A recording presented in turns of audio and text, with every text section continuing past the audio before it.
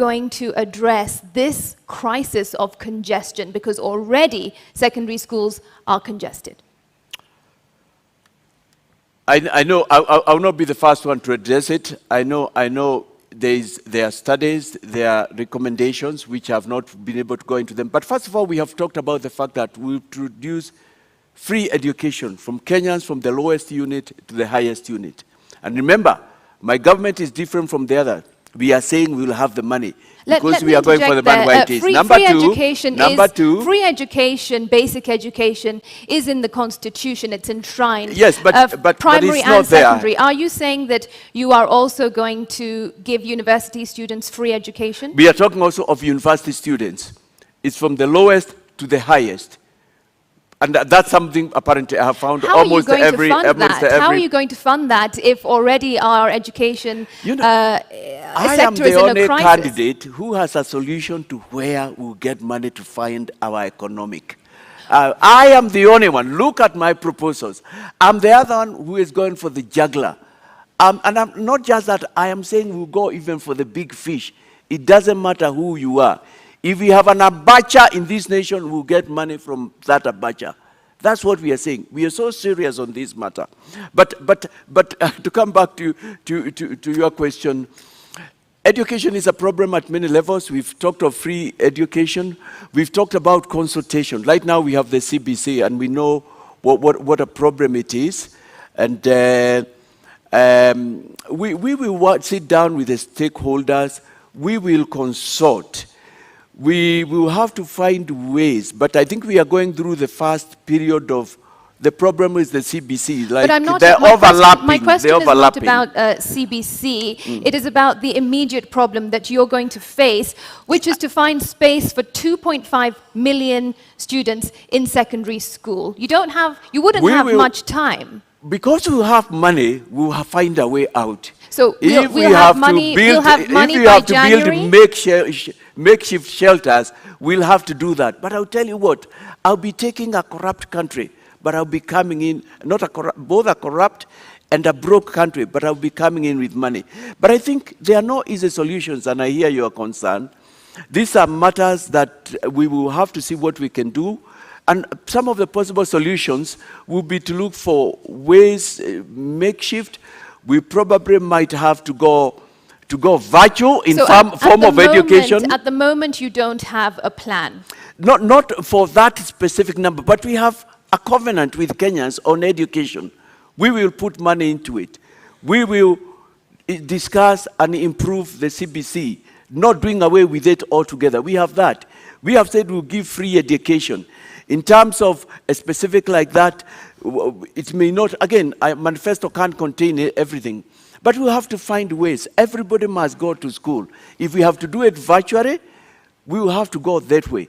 If we have to turn some government offices, I don't know, I have not thought about it.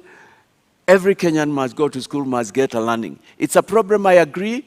But again, it's a problem we have inherited, and we have to find ways. As a president, I will not sit back. But with money, the sky will be the limit. You know what? Even classrooms, through fabricated materials, you can build classrooms in a matter of weeks, if not days. You understand, there will be money in my government. You understand, I want to ask you more about education, but you understand even getting that money to Kenya, the money that you're targeting, must be an issue of legislation, must be an issue of the law. You know, it's at two levels, Ken. I'm talking, first of all, of our money out there. But I'm also talking of wastage from here. Okay.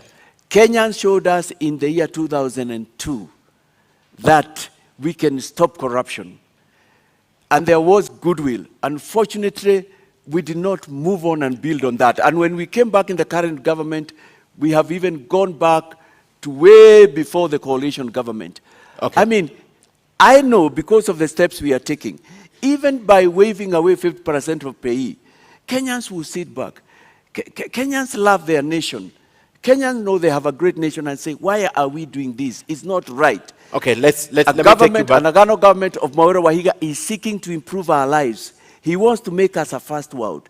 What we are doing is not right. And not only that, we will defend whistleblowers. Kenyans will talk.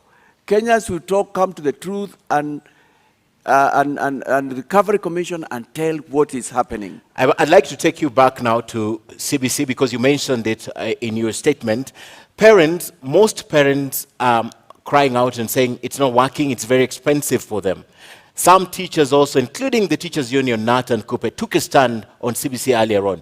The only institution that took charge is the government, the national government, through the Ministry of Education, and the president, the outgoing president, has mentioned this. From where you stand, my first question is, would you continue with CBC? Would you rethink CBC if you were elected president, and why? I would rethink CBC in the sense with a view to improving it. I have met parents as well, and I have family members who've got children who are in primary school. And admittedly, CBC has been very costly. Not only that, it's been very involving. But I have met parents from across both ends of the coin, some who have said, there is something good. And I agree because I passed through a bit of CBC. I went to school when we had subjects known as hard work, technical subjects, subjects known as agriculture, where we carried the hoe into school. And by the time I was grown up, there are things I could do for myself because I've been exposed to them. We'll sit down with stakeholders and seek to improve it. It can be good for the future, but right now it's expensive, it's demanding. Kenyans don't have money.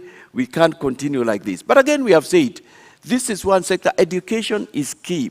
Kenya is where it is because Kenya values education. Kenyans are educated. We can't go back on this. Right now, we are into ICT, and we would make Kenya to be the country that's leading in those areas like other countries. Okay. So I have answered your question. We will think with a view to improving. One of the biggest voting bloc that perhaps you're looking at as a presidential candidate is the teachers of this country. And the teachers of this country have had a very bad run, according to them, with the government, the outgoing government. And they're wondering today, would you guarantee their interests if you were elected president? And would you put NAT back, for example, to where it was probably 10 years ago? Oh yeah. We have spoken about education. We've talked about increasing salaries to the men and women in uniform. We've talked about the welfare of the men and women in healthcare. I mean, part of the money that should have gone to meet the needs of these people, and they are very critical. I would want Kenyans to be proud to be teachers, to be educators like in other nations. I feel proud when I go home and I meet Mr. Opondo, who is now going to almost 100 years. I haven't seen him in quite a while, who was my primary school teacher, and he is still there. He made me who I am. I feel very proud to walk around and meet policemen who are doing a good day's job, but they are not paid well. They are housing and so on. I am proud with the little security I've granted to meet young men who love their country, who are doing their job, who want to move forward.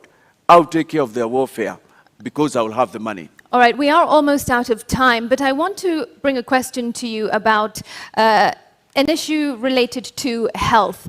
If you assumed office in August and a few weeks later it was declared that monkeypox was in Kenya, monkeypox has been declared a global health emergency. What plans would you have in place to address this health crisis? And bear in mind, monkeypox would have come just a few days or weeks after you came into this office. Therefore, you wouldn't have had time to get that money from abroad that you keep referring to. I think the first thing I would like to say with pleasure is that there will be no monkeypox billionaires in my government. And secondly, I'm waiting if the president doesn't do it before I come into power, just like he did with Unga, and I'm thankful. I have to be the president who will announce, and not just announce who the KEMSA billionaires are, but get the money back from them. I appreciate it will not be easy, and it has been said it will not be easy. I will seek to work with everybody. I'll seek to work with our friends in Kenya and outside with the various agencies. We've got trained doctors. We have got we have Kenyans who listen and want to do what is right, so that I believe there are measures we'll be able to take that can prevent it escalating. But when it comes as an emergency, we have no choice. You have to get to the consolidated fund and elsewhere in the exchequer where we can get money and put it into that, because lives of Kenyans matter. We'll also be careful about who does what, who sources what drugs, who brings what drugs, because that's where we got the cancer billionaires. To date, none of my competitors, while they know, wish to tell us who they are. So does your party have a plan to address a health crisis? We have talked about increasing our hospitals. We've talked about taking care of the welfare of the doctors and the health workers. We've talked about, actually we have talked about something very unique. Just like we have a teachers' commission, we have talked about bringing back something that the health workers have been asking for, a health commission, which nobody has wanted to. Because it's important. We can't succeed on this war without involving them. They are the machinani of the health. Before we so close, do we have that? Let me ask again, does your party have a plan to avert a health crisis? We will just have to work with what we have. So we will call upon friends. I mean, I am not in government. I'm not like the Deputy President or the Right Honorable, who are both in government in one form or another. I mean, we'll just have to work with what we are. We will call upon friends, our neighbors. We will call upon all doctors. It will be a crisis. And we will ask Kenyans, this is where we are. We'll be transparent. And the international community we've seen it come to the aid of various nations. Kenya is a friend of many nations. Okay. We will get help. We'll cross that bridge when we get to it. Mr. David Wahiga Mwaure, thank you so much for coming to the debate tonight. Thank you. You have now 2 minutes to make your closing remarks. Kenyans, you have heard me. I am told a number of you have already decided on who to vote for. But the question I want to ask, have those that you want to vote for made a difference in your life? I have told you the reasons why we are where we are. And yet those others, or my competitors, some who don't even want to come here and give you a minute of their time to tell you what they are talking about, to allow themselves to be interrogated, are saying they'll make a difference. Can they make that difference? I am saying to you, and don't you feel with me, that we are here because we have recycled leaders, and we are at a point where to move forward, we need to break some glass ceiling. I am telling you, I'm the real deal. There comes a time when hard decisions have to be made. Yes, I'm not part of them, and I've not been part of them. I'll come like the biblical David, of whom, as I said earlier, it's written, he shepherded Israel by the integrity of his heart and the skillfulness of his hands. I want to be that leader. I'm the real deal. Mimi ndiye nitabadilisha Kenya kabisa. Naomba kura zenyu. Thank you very much, Mr. Wahiga.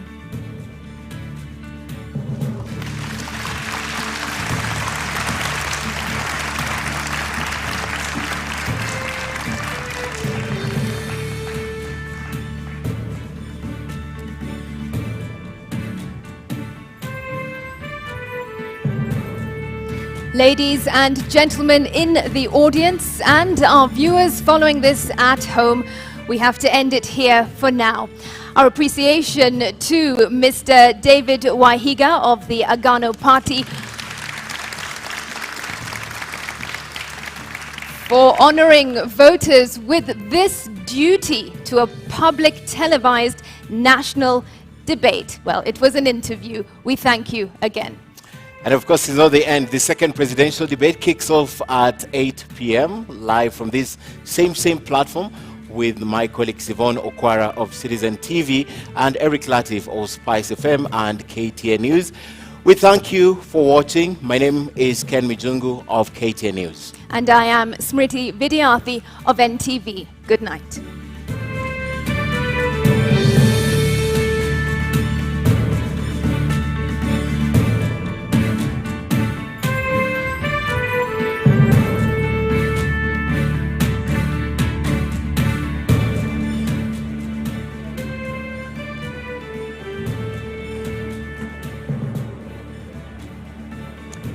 All right, so the 90 minutes are done. David Wahiga Maure making his case in front of the Kenyan people. Of course, his opponent, Professor George Wajakoya, who was expected to take that podium, the empty podium that you saw there, did not come for the debate. He sort of came and left. But here we are. We have listened to the Agano Party presidential candidate for the last 1.5 hours. And here with me, I still have my panel here.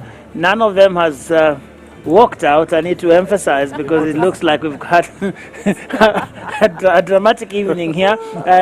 Dennis Kabara is still with us here, Professor Alex Awiti, Sheila Masinde, Wanjiro Gikonyo, and of course, Houghton Irungu.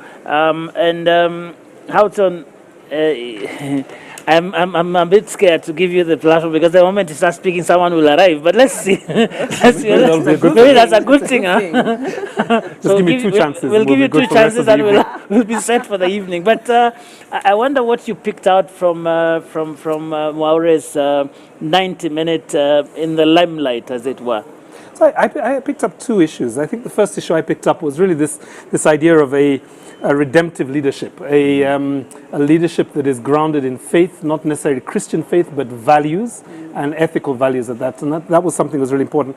I think, I was struck a little bit by the parallels between him and Lazarus Chakwera of Malawi, yes, who was elected after 24 years of being an Assemblies of God Minister, preacher. Yeah. So that was the first thing that I got. And I think we have to recognize that religion is an extremely vibrant, thought-provoking force in the continent. And they're saying something like two out of every 5 Christians in the next 20 years will be in Africa, right? So we should expect more candidates to come forward to put themselves forward for leadership.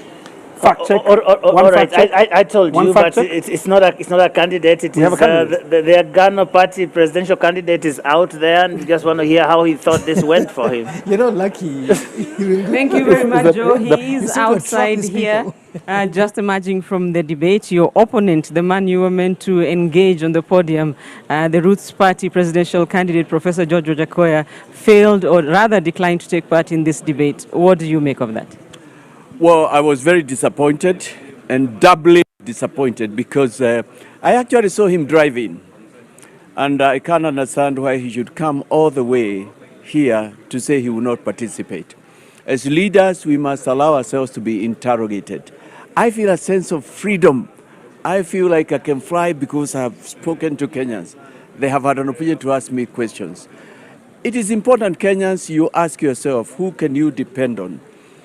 Is every policy being proposed a policy that can work?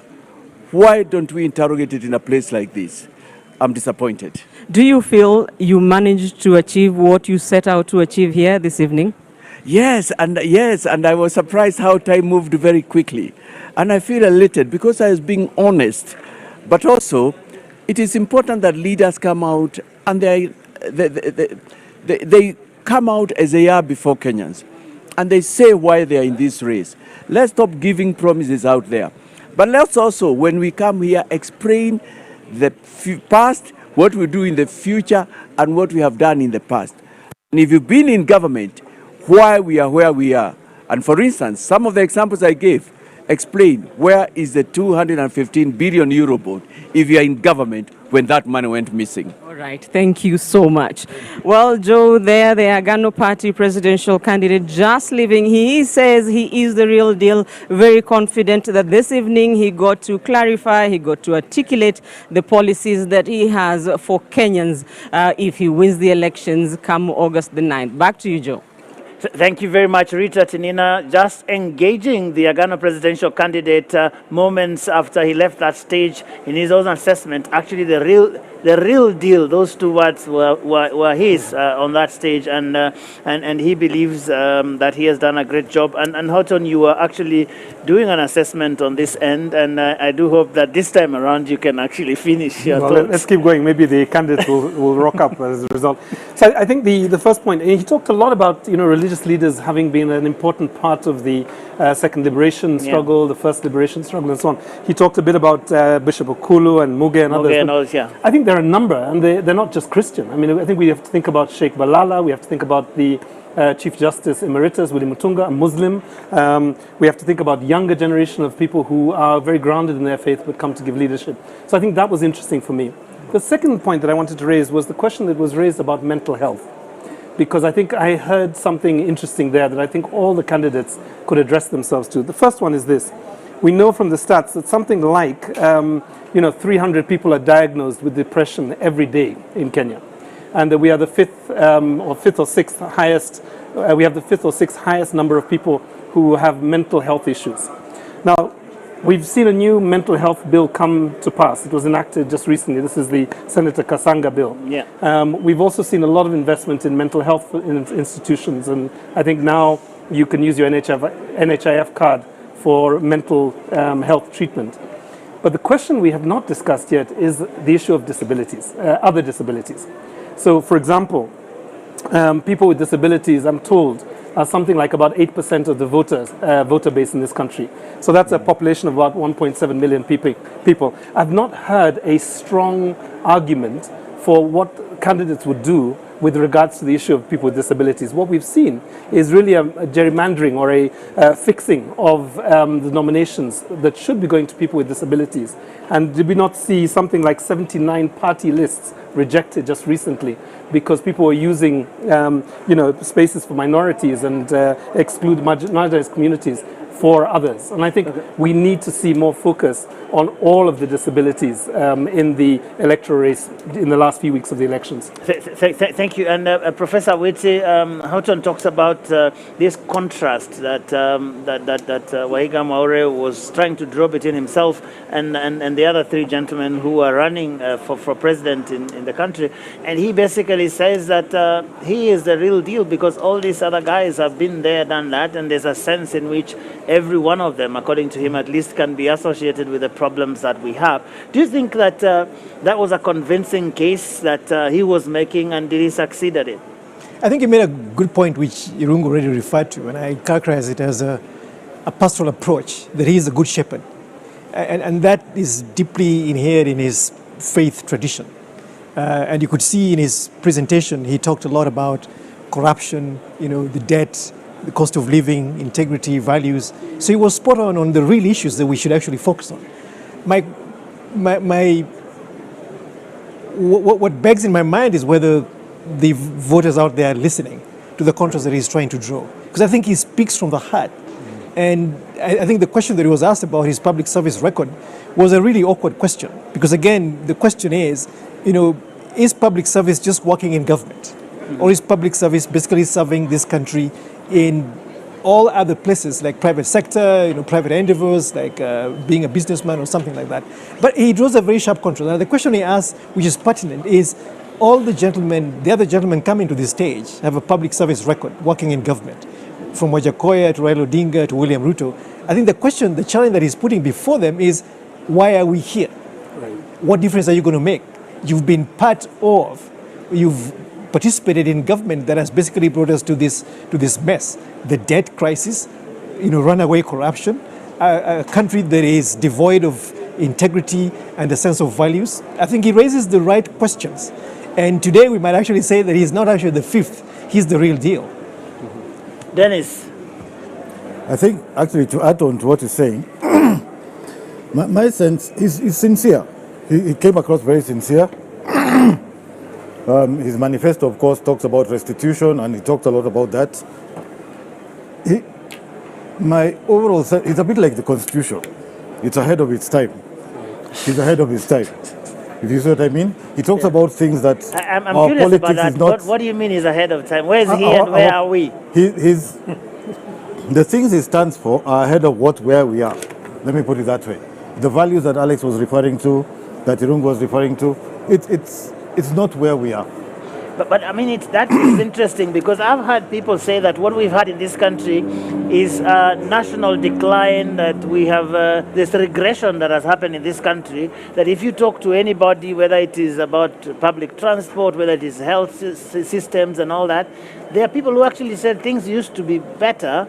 So I'm wondering whether we have regressed, as people say, or we are yet to get to that place where he is, because I find that a very interesting. My sense is, before the others, I think my sense is we have allowed standards to drop. Yeah. We have accepted falling standards, and he's basically saying this is the standard we should be at. Wow, Sheila. I like that this, do I call it an interview or a debate by himself? Yeah. That it started on the topic around values, ethics, morals. Because that's music to your ears. Oh, music to my ears. Yes, because it's something that we have really talked about for some time since we passed the Constitution. You know, what are the ethical and moral standards that need to be applied for those who are serving in public office?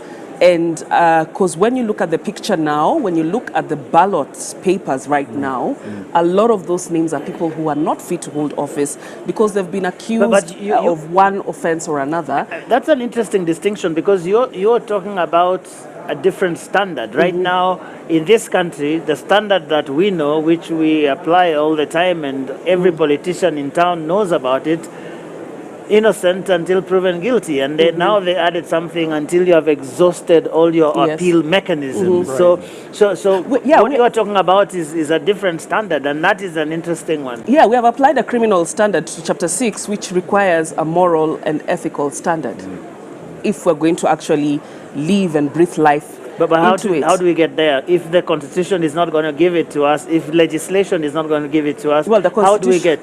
The Constitution has already given it to us. The Constitution, and that's a supreme. But on paper, but we don't live it. That's what I'm saying. How do we get to a point where we actually live Chapter 6?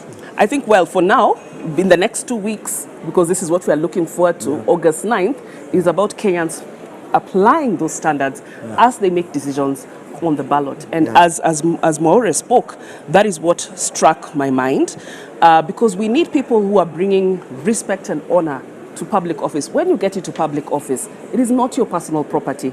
It is public service is bequeathed to you by citizens, and it therefore requires that you take care of it, you nurture it in a certain way. But we have seen individuals who have abused it, and are coming back to us. You have come, it's like you've given someone your car, they've gone, had accidents, banged it, dented, and then they bring it back to you and tell you, you gave me your Mercedes Benz, now I want your, what's a Ferrari. Take the house. No. Now I want your 100 billion shilling house, and yet I gave you something of smaller value and you dented it. So that's exactly what these people are doing. They're coming back to us, having tarnished those public offices and asking for even more. And as I listen, in the Bible, there's something about being faithful in small things, then you can be entrusted. Exactly, but that's not what's happening in this country. and for me, if we want to build this country on a strong foundation, not on sand, but on rocks, that is what we need to do. And then we can then be able to relieve all these plans that they have. If it's about gender representation, it's about the economy, it's about food security. That can't happen without talking about values, integrity, morals, and so on. But let me just talk about some of his comments that he made on issues around corruption, because he kept on coming back to it, the cost of corruption, and so on. I saw him talk about a lot of figures. I would have wanted to hear more about the qualitative cost of corruption. But then the other one is, I would have wanted him to just address some of the issues that he has raised and has proposed in his manifesto. For instance, and here he talked about strengthening institutions, particularly, governance institutions. In his manifesto, he talks about, for instance, strengthening the Asset Recovery Agency, because his manifesto is founded a lot on, returning stolen assets and he's talked about it. But then he talks about putting the Asset Recovery Agency under the presidency.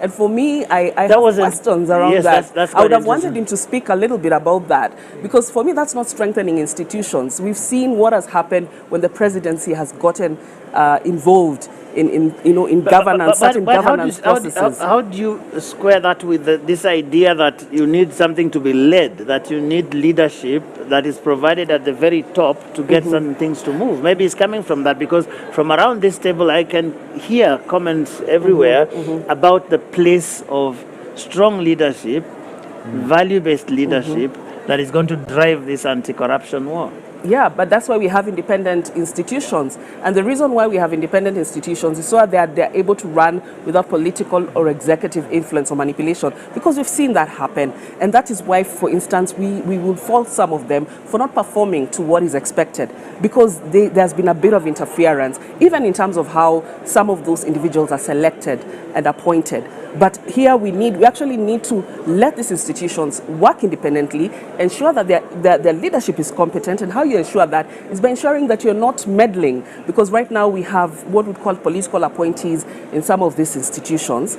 And that's why I got worried when I hear that he wants to put some institutions under the presidency so that he can be able to drive the fight against corruption. I think the fight against corruption is best done under independent institutions. We have the Constitution, the legislative and policy frameworks that guide how they should work, and we should let that be. And I'll revisit that, but I would like to hear what Wanjiru would say about David Wahiga Maure's 90 minutes out there. Well, I think there's a role for the smaller parties, the fringe parties, and this is something we discussed. Well, they don't like being called that, but I give it to you. Right. I'm not sure what the politically correct term is. I'm sure Jakoya wouldn't want to hear. Professor Jakoya is very... Yeah. And part of their role is agenda setting, and it's to highlight and bring out with a lot of emphasis important issues that the larger parties have ignored. And I think in the case of Agano, they're looking at, it's an anti-corruption, governance, good leadership agenda. And I think this is the key, this is the main thing that's bedeviling Kenyans. Because we've got good plans. We've got countries that come and borrow our plans, go and implement them a lot more successfully. We've got good policy documents that don't get implemented. We've got very smart leaders. We've got a good constitution. So what's missing is the good governance, is in the leadership, integrity, accountability agenda. And I think as a Gano party, that is a very big contribution to the debate. Is it enough to, kind of push up the numbers and get a wide kind of appeal? It might not be, but if you look at what's happening, first of all, right now we are working under two coalition parties. So there's a role for parties that are issue-based.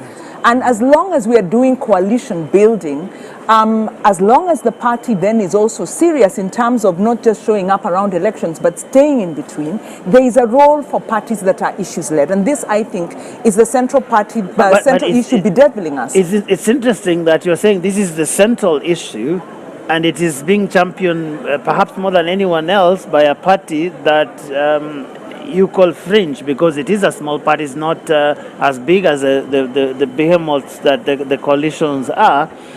Isn't that an interesting paradox in a country that the things that we say are important here don't seem to be pushing the electorate in any one direction? As a matter of fact, there is no evidence as we speak now that corruption, for example, would make people not vote for someone. Yeah, it is a paradox, but maybe we can look at the example of like the green movements, where you've had smaller parties, where you've had what was maybe a bit of a fringe issue, but a very important issue, now come to the center stage. So I really agree with what David is saying. Actually, I agree with all the panelists that it's very important to keep it on the agenda. It's an agenda we've been talking about and is kind of getting overtaken by the economic agenda. So it's important to Agano reminds us that economy is important, but you need to have the foundation. And possibly it's an issue whose time is not on the table, But until it is, we are going to remain in this kind of stop-start situation as a country where we don't quite achieve the economic potential that we can. Dennis, you have done a lot of work in this economy governance space, whether it is Vision 2030, whether it is just sort of analyzing Big Four and all of these things. And there's a question that's troubling me here about the nexus between corruption and the economy, because it almost seems to some people that it is either or. And yet, what I'm hearing around this table is that they are inextricably intertwined, that you actually don't talk about the economy in any exhaustive way if you do not talk about the impact corruption is having in terms of impeding economic development. Sure. You can't talk about the economy without talking about corruption. I think the arguments that are being made now, from what I'm seeing from the other parties, is that corruption is not does not have such an effect as it should. I think that's the wrong argument. I think this guy's argument is good because it goes back to basics. For me, corruption is the opposite of policy, if you see what I mean. So that every corrupt act is the negation of a policy act. Yeah. So if you're not doing the policy, which is the good thing, corruption is the bad thing. So you can't fix, and that's how you fix the economy. You fix the economy through policy. So for me, these things are completely related. They are related. I think the only point I'll make is, I don't know where his numbers are coming from. The 12 trillion, 15 trillion, I'm not sure about that. Yeah, even how to wanted to fact check him, but let's see. He makes a good point. A lot of these manifestos that are being thrown at us are all visionary.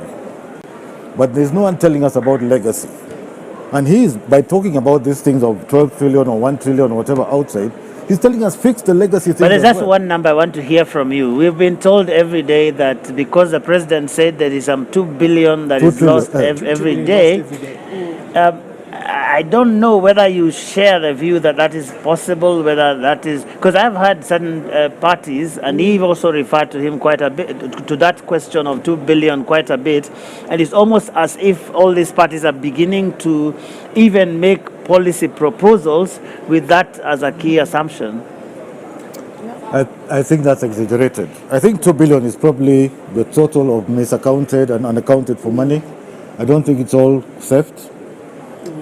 I don't think so. Okay. I think 700 billion is high. 700 billion, a third of the budget. 2 billion a day. 2 billion a day is how much annually? That's it's 700 billion. That's a third of the budget. Right. Yes, but in terms of the minister, but didn't the Auditor General talk about a third of the budget the not being Minister of accounted? Finance has said that we lose in terms of tax expenditures, taxes, revenue unaccounted, between 600 billion to 700 billion a year. It's now 300. Pardon? It's now 300. Well, this was in 20. It was in 2020. You have recklessly mishandled, or does it mean that somebody has stolen it? I think The president said stolen. The Auditor General, Edward Oko at the time, actually said a third of the entire budget is unaccounted. Unaccounted. Yeah, unaccounted for, which does not mean stolen. You get? I mean, I know this for a fact. Sometimes I lose some notes. Yeah. It doesn't mean that I've stolen them, right? But Joe, can I come back to just? I want to make 2 quick points, right? One is this one, right? Yeah. It's not a paradox, right? This point about corruption is the single most important issue in this country, but yet we are not voting for candidates who are fighting corruption or are saying this is the key area of their focus. Refusing to vote for people because they appear corrupt. Exactly. My son had a very interesting point. He said, listen, the problems are only big because we're not big enough to deal with the problems. It is the lack of capacity and agency within this country to deal with issues of corruption that is the issue that we have to address while we think about what is actually happening with the money. And this 2 billion conversation is one of them. The second point is this one. There is only 2 differences between a leader and a criminal, right? If we can just simplify this conversation. The first one is a leader has a conscience, right? Put in the face of temptation, they will not steal, right? They have a conscience. It is internal. If they don't have a conscience, then they have a fear of consequences. If you have a country in which there is people in positions of power who have no conscience and no fear of consequences, then you just have a chaotic country. And that's the point, I think, simplified. But how do we get there? You have to this make movement you're talking corruption completely punitive. We have to criminalize it. We have to make sure that people are locked away. And secondly, that they're not put in positions. I mean, with a light touch with, the Agano leader, I do hope that if Urais is not the 5th president, that he uses his connections to get in touch with St. Peter, so that at the heavens gates, at the pearly gates, there will be a metal detector, there will be lifestyle audit documents, and there will be warrants of arrest for those people who have disgraced their office on this kingdom. I think that's just another opportunity for Mwara. You see why I was raising this thing. Look, you were talking about corruption, making it difficult, making it costly and punitive and all of these things. But we saw, like, I think it's Sheila who mentioned someone, the former MP for Sirisia.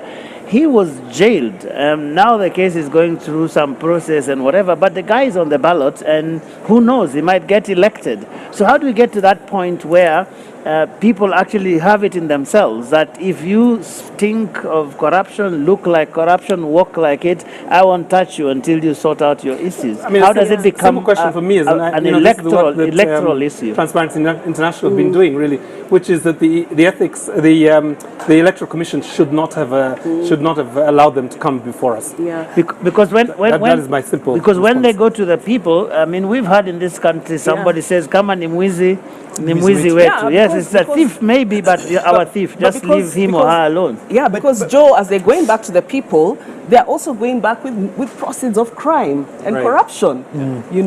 And that's how people are getting convinced and mobilized, to vote for this. And that's happening a lot, even in this election season. There's been a lot of exchange of money at the ground. You attend a rally, you're paid to disrupt someone's rally, you're paid to intimidate others. There's been a lot of cases of voter bribery. Where is this money coming from? Those are proceeds of corruption. And that's how these people continue to get a lifeline, because they continue to convince Kenyans with money that is stolen. But what we need to do, in addition, and I agree with Irungu, in terms of ensuring that we kill impunity, the only way is by punishment. Yeah. But one of the other ways, other than using the law and enforcement and so on, there's a question we're not really looking at, is the whole question around culture change. Whatever we see, how Kenyans react, when you're given an option between heaven and hell, heaven being the good guys, hell being people who have been tainted, we go for the people who are tainted, meaning that you'd rather go to hell. That's how I see it. That means that we need to see some kind of all right, change. Sheila, I have to stop you. This time it is Sheila. Yes. So there you have it. You the presidential candidate and Deputy President William Ruto arriving there, and Rashid Abdallah is on standby. Rashid, kazi kwako. Bila shaka Joe, ni kwamba ule muda ambao tulikuwa tunausubiri wa wale waniaji urais umefika kwa hivi sasa. Akiwa wa kwanza kufika ni mwaniaji urais kwa tiketi ya UDA chini ya mwamvuli wa Kenya Kwanza, ambaye si mwingine bali naibu rais William Samoei Ruto, ukipenda daktari, ambaye amefika katika muda huu angalau kuja kuzungumza na wananchi ili aweze kuweka ajenda zake paruanja, manifesto zake zieleweke katika mjadala katika siku hii ya leo. Kwa hiyo kwa hivi sasa tutakuwa tunamsubiri. Kumbuka ni mjadala wa pili, wa kwanza umeweza kukamilika, ambapo David Waiga Maure ameweza kueleza ajenda zake baada ya Profesa George Wajakoya kufika na baadaye kughairi kutoshiriki mjadala kwa sababu ambazo ziko nje ya uwezo wetu. Katika awamu hii ya pili itakuwa nizamu ya naibu wa rais William Samoei Ruto akiingia katika mjadala na aliyekuwa waziri mkuu Raila Amolo Odinga. Lakini kwa hivi sasa Joageo ni fursa ya kipekee kuweza kuzungumza naye, maana kumbuka ameweza kuandamana na watu wawili muhimu sana katika chama cha UDA wakati ule kule Kasarani, wakileta ajenda ya kwamba kama wanaafiki William Samoei Ruto kuwa mgombeaji wa urais kwa tiketi ya UDA. Yupo mama mboga mmoja aliweza kutoa swali hilo na mtu mmoja wa bodaboda akaweza kuidhinisha na kukubaliana hilo. Hivyo basi watu hao wawili ndio wale ambao wameandamana nao katika siku ya leo, pamoja na mkewe na familia yake. Kwa hiyo utanipa nafasi kwa hivi sasa kwa dakika moja tuweze kuzungumza na naibu wa rais ambaye amefika hapa. Shukrani sana naibu wa rais kuweza kufika katika siku ya leo. Hii ni siku ambayo ina umuhimu sana kwa kwako, manake umesitisha kampeni zako ukasema siku ya leo ni siku ya mjadala. Ina umuhimu gani kwako kwa chama, kwa muungano na kwa taifa? Leo ni siku ya muhimu kwa sababu tumekuja hapa tupate nafasi ya kuongea na Wakenya. Wakenya waweze kujua tarehe 9 mwezi wa 8 wataamka mapema, waende wapige kura na wajue ni kwa nini wanapiga kura, ni upande gani watapiga kura na ni kwa sababu gani. Na ndio leo ni siku ya muhimu kwa sababu tutapata nafasi na wenzangu kujieleza, kueleza manifesto yetu, kueleza misimamo yetu kuhusu mambo ya muhimu yanayowahusu Wakenya na taifa letu kwa ujumla. Tutazungumzia mambo ya uchumi hasa, tutazungumzia mambo ya vile tunaweza kuondoa njaa katika taifa letu la Kenya, vile tunaweza kupunguza gharama ya maisha, vile tutaweza kuzalisha nafasi za ajira za vijana wetu, vile tunaweza kuhakikisha kwamba wakulima wetu wanaweza kuendelea na majukumu yao, na mambo yale mengi muhimu ya matibabu, masomo ya watoto wetu, mambo ya afya. Haya ndio mambo ya muhimu, na naamini ya kwamba Wakenya wanangojea kujua ni yapi tulio nayo. Tumewazungumzia pale nyanjani, lakini leo tutapata nafasi mwafaka ya kueleza kinaga ubaga yale mambo ambayo tumepanga kwa ajili ya uongozi wa taifa letu. Labda pengine kwa utofauti, naibu wa rais, ni kwamba umeandamana na naibu mgombea mwenza wa chama, lakini hapa kuna watu wawili ambao walikuwa muhimu katika ule mkutano wa wajumbe wa chama cha UDA. Huyu mama ambaye aliweza kuleta swali na yule mtu wa bodaboda aweza kuidhinisha. Mbona ukawapa kipaumbele katika siku ya leo ya mjadala? Kwa sababu nimeambatana na wao tangu tuanze hii safari. Huyu mama nilimpata kule Kiambu wakati tulienda kule kwa Economic Forum, na niliona ni mama mwenye ako na maono. Alitoa mchango wake kama vile wamama wengi na Wakenya wengi wa tabaka mbalimbali. Karibu Wakenya 90,000 walihusika katika kutengeneza manifesto yetu ya Kenya Kwanza, na ni baadhi ya wananchi kama mama huyu na huyu mungwana ambaye pia ni mshirika wetu mkubwa katika chama cha UDA katika muungano wa Kenya Kwanza. Pengine kwa kauli ambayo anaweza kuitumia kuweza kumalizia kwa yule hasla ambaye anatizama, anatarajia nini sasa hivi kutoka kwa kiongozi wake? Anatarajia kujua ni vipi yeye ataweza kuweka chakula katika meza, ni vipi mtoto wake anaweza kupata ajira, ni vipi masomo yake ya watoto wake itashughulikiwa, ni vipi kilimo kitashughulikiwa na serikali inayokuja, na ni vipi anaweza kuhakikisha kwamba ako na matibabu, na ni mpango gani tulio nayo kumshughulikia ili aweze kupata matibabu bila matatizo. Naamini kwamba haya ni baadhi ya mambo Wakenya wanangojea. Naam, kila laheri katika mjadala, kila laheri katika mjadala. Naam, naibu wa rais William Samoei Ruto, daktari, akisema kwamba katika siku ya leo ashazungumza mengi katika kampeni Wagombea, lakini ana fursa ya kipekee kuweza kuyachanganua kwa utaratibu katika mjadala. Hivyo basi ameandamana na watu wawili ambao ni muhimu sana katika safari yake yeye kuchaguliwa na kupewa tiketi ya uwaniaji wa rais. Narudi kwako ili Wakenya wapate fursa baadaye ya kujua mengi na wachanganuzi matarajio yao na hoja ambazo ni muhimu kujadiliwa katika siku hii ya leo. Wagombea. Shukran. Rashid Abdallah there speaking to the Deputy President who is the UDA presidential candidate in the Kenya Kwanza coalition in this election that is now just 13 days away. Dr. Ruto there talking about what he believes is important for the country and sort of giving a glimpse of what he hopes to talk about during this. And interestingly, Professor Witi arriving with his entourage, which includes the two people we saw who endorsed him, Pauline Waithera and Kelvin Okoth, sort of trying to remind us of what he has been saying out there in campaigns. Well, the DP is a master of optics, and I think this is just basically one of those instances where he uses to full effect essential imagery just to construct a narrative that endears him more to the ordinary Kenyans, because those two people are very unlikely participants at this level in this country. We don't see ordinary Kenyans flank presidential candidates. But I was just about to say one thing. The reason why ethics, integrity, and values are subordinate in our political discourse and in political organizing is because the basis for political mobilization is still ethnic. If you look at Raila Odinga, he gets onto this stage because he has a strong support of the Luo community. Look at William Ruto, was built an interesting coalition between his Kalenjin community and the Kikuyus. Mwaura does not have that luxury. And therefore, when he rides on values, Kenyans are not paying attention, because what brings us to this stage to even then invite these conversations are not the important things. These things come afterwards. And this ethnic political mobilization is a huge problem that we have to deal with. But Ruto has been saying this many times, that this election is about the economy and all of these things. And some people say that the ethnic question is not as pronounced in this election as it has been previously. Do you agree? It is still a very strong undertone.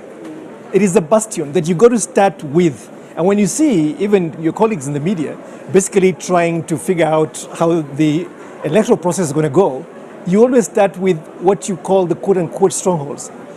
In that entourage of Raila Odinga is Kalonzo Musyoka, okay, bringing in the big Kamba vote. In that entourage is the governor of Kakamega, bringing in the Luya vote. And so you see this ethnic bifurcation being a very critical point of mobilization. So issues that are substantive to the citizens of this country, such as unemployment. How come we don't see youth mobilizing around the unemployment question? That even Mwaura today was just deplorable in the way that he handled it. He had no great ideas.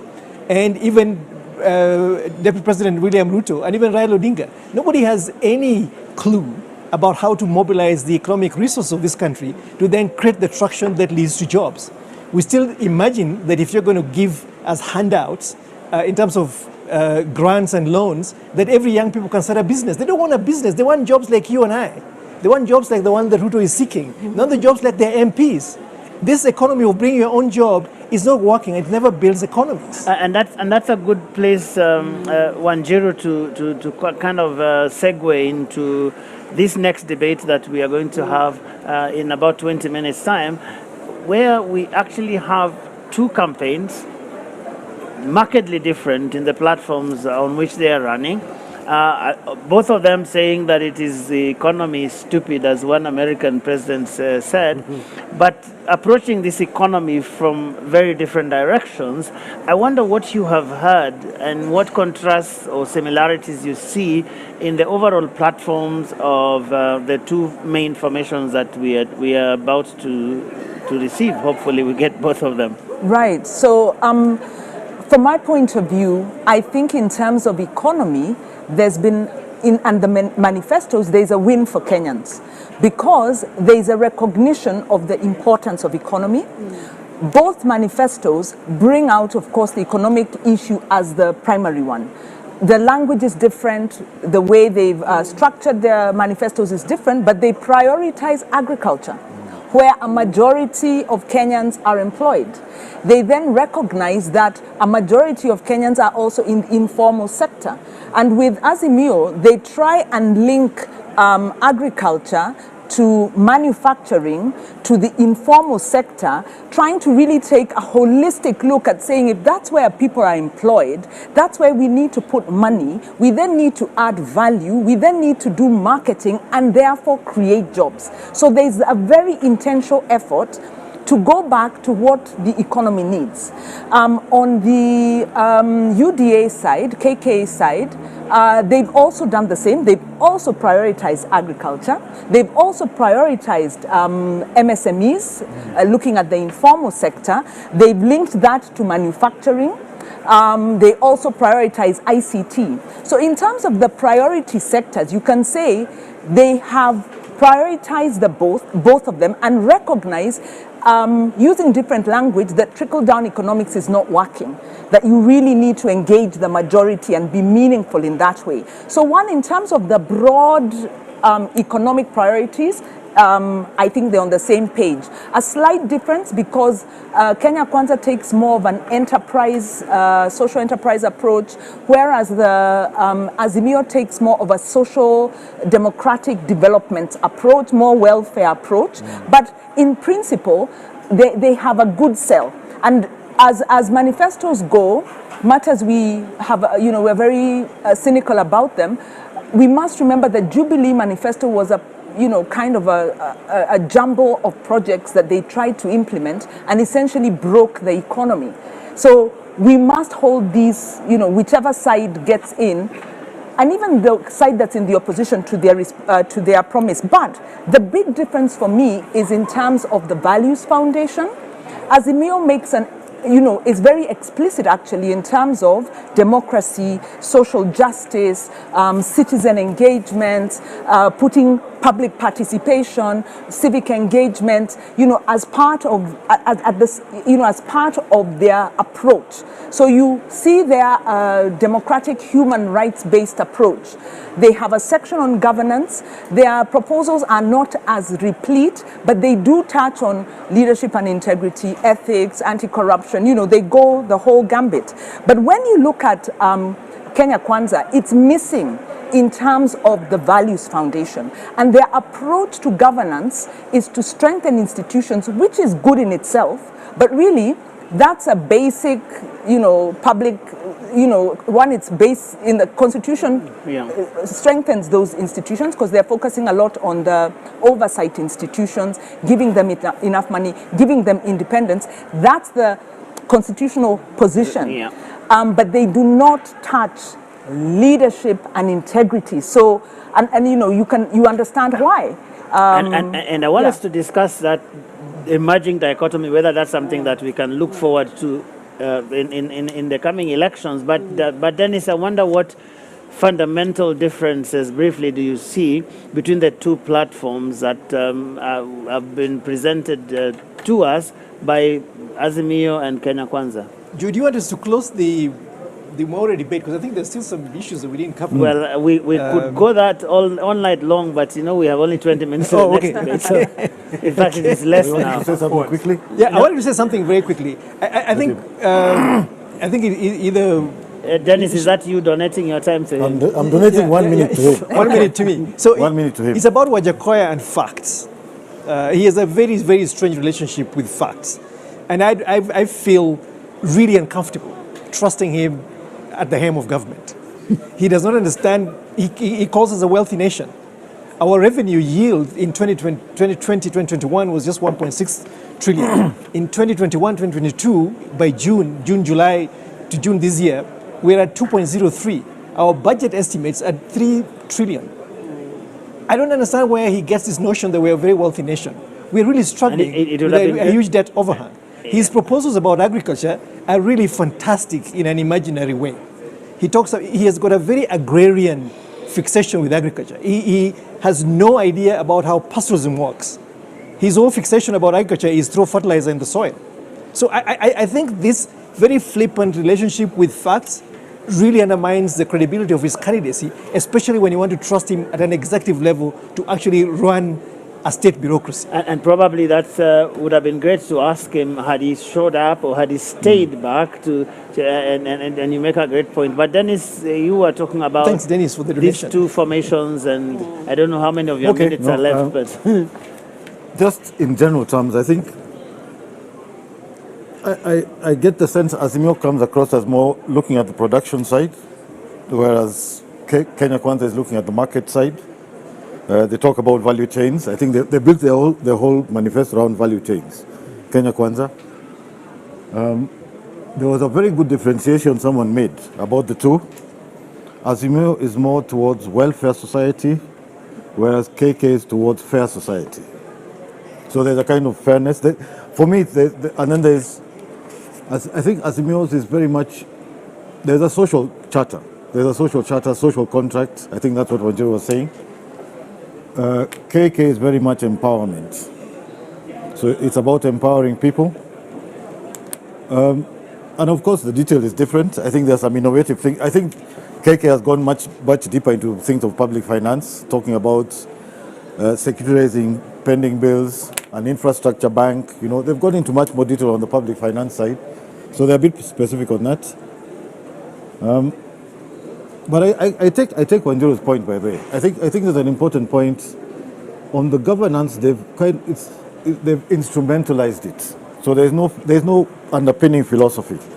Yeah. It's about instruments. Governance is an instrument, right? There are no underpinning values. I think that's a very important point, especially since, in fact, I wanted to make this point. In the foreword to the manifesto, the Deputy President says he wants to do three things. Defend the Constitution, institutionalize our politics, and create jobs. It would be very interesting to see what that means. Okay, Sheila, you haven't said anything. I don't know Yeah. what you see in front of us if any of these two people were to get to power. What distinctions do you see, especially from where you sit? Well, first, I just want to, if I reflect back on the Jubilee Manifesto and why there were some, can I call them, some promises were dead on arrival, was because they really didn't look at the legislative and policy institutional framework. What is the current framework? That's something that I feel a lot of them are not looking at, even as they make certain promises, and that is where a lot of them will struggle. So all the promises, when you look at Kenya Kwanza, Azimio, Agano, some for Jacoya, I don't agree with many of them, but they're good. They're good. I mean, if they're good in an ideal world, but then the practicalities of what is the current framework, both institutional policy and legislative for a country that they're not looking at. Particularly when I look at, can I go back to my pet topic on corruption? Yes, yeah. And I, like, for instance, like the DP is talking about giving financial and operational independence to institutions, like, those responsible for fighting corruption, the judiciary, and so on, which is good, and which, as we have said, has been a problem, that most of these don't have the resources and even the independence, the muscle to be able to operate.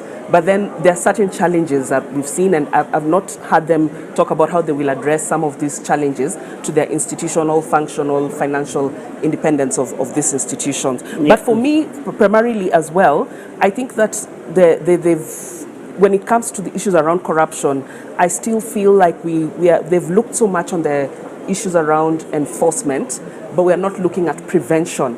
And for as long as we're not looking at fighting corruption from a prevention lens, we'll always be fighting. Okay. Yeah, and chasing after the money. So I'd like to hear a little bit more about how they will actually prevent. And one classic way of starting to prevent corruption is by ensuring that people who have been accused, there I go with my song, people who have been accused of corruption don't get anywhere near public office. So Hudson, you have only 1 minute, within which we hope someone will arrive. But you have the last word on this one before we take the break to go to the Maybe allow me to keep speaking until somebody shows up, right? You have exactly 1 minute. Yeah, I think what folks have said is, I would agree with much of what everybody said. I think, 6 months ago, there was no galvanizing idea in the political space. I think we now have some ideas that are fairly cogent, they're clear, they're inspirational, they're aspirational.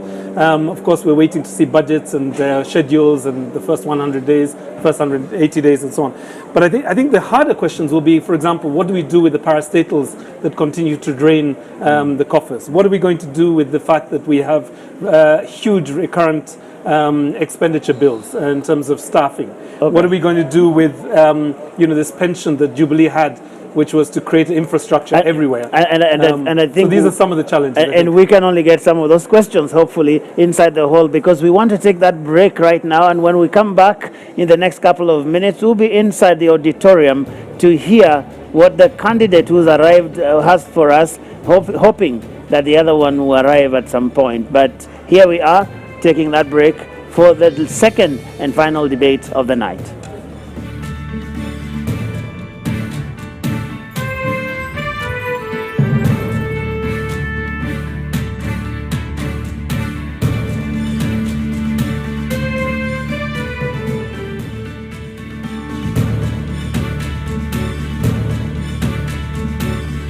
Linda familia na marafiki dhidi ya magonjwa.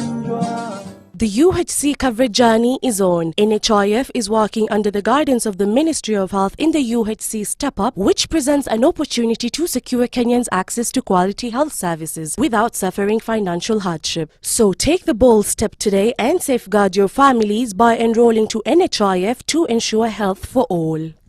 Kwa majina mimi naitwa Moses Kulia, mkaaji wa hapa Bomboruru, ambao tunafanya na kazi na hii sako yetu ya Geno Sako, ambao ruti yetu ni Bomboruru Sabaseri.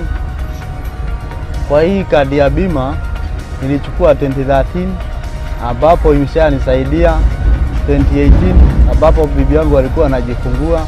Tulienda hospitali tukatibiwa, tukahudumiwa vizuri, alafu wakati wa kutoka hatukuitishwa kitu. Kwa hivyo ningemhimiza makondakta wote na madriver wajiandikishe kwa hii bima yetu, ambapo itakuwa inawasimamia. Linda familia na marafiki dhidi ya magonjwa. What is a secondary school in Kenya? It ranges from 106 high-cost national schools educating 3% of the learners, where you find ultra-modern libraries and laboratories, the most experienced principals and teachers, and the best teacher-student ratios. To 7,019, some barely established, understaffed, lacking basic facilities, sub-county schools, educating over 60% of learners. Given that KCSE is the most consequential examination in our education system, isn't it fair that we level the ground for all learners to excel by narrowing the capacity gaps between the worst and best schools to deliver quality education? Usawa agenda calls for a sub-county schools upgrading program and a change from the capitation model to enable small schools to grow. Without these, SDG 4 is a false promise to most Kenyan children.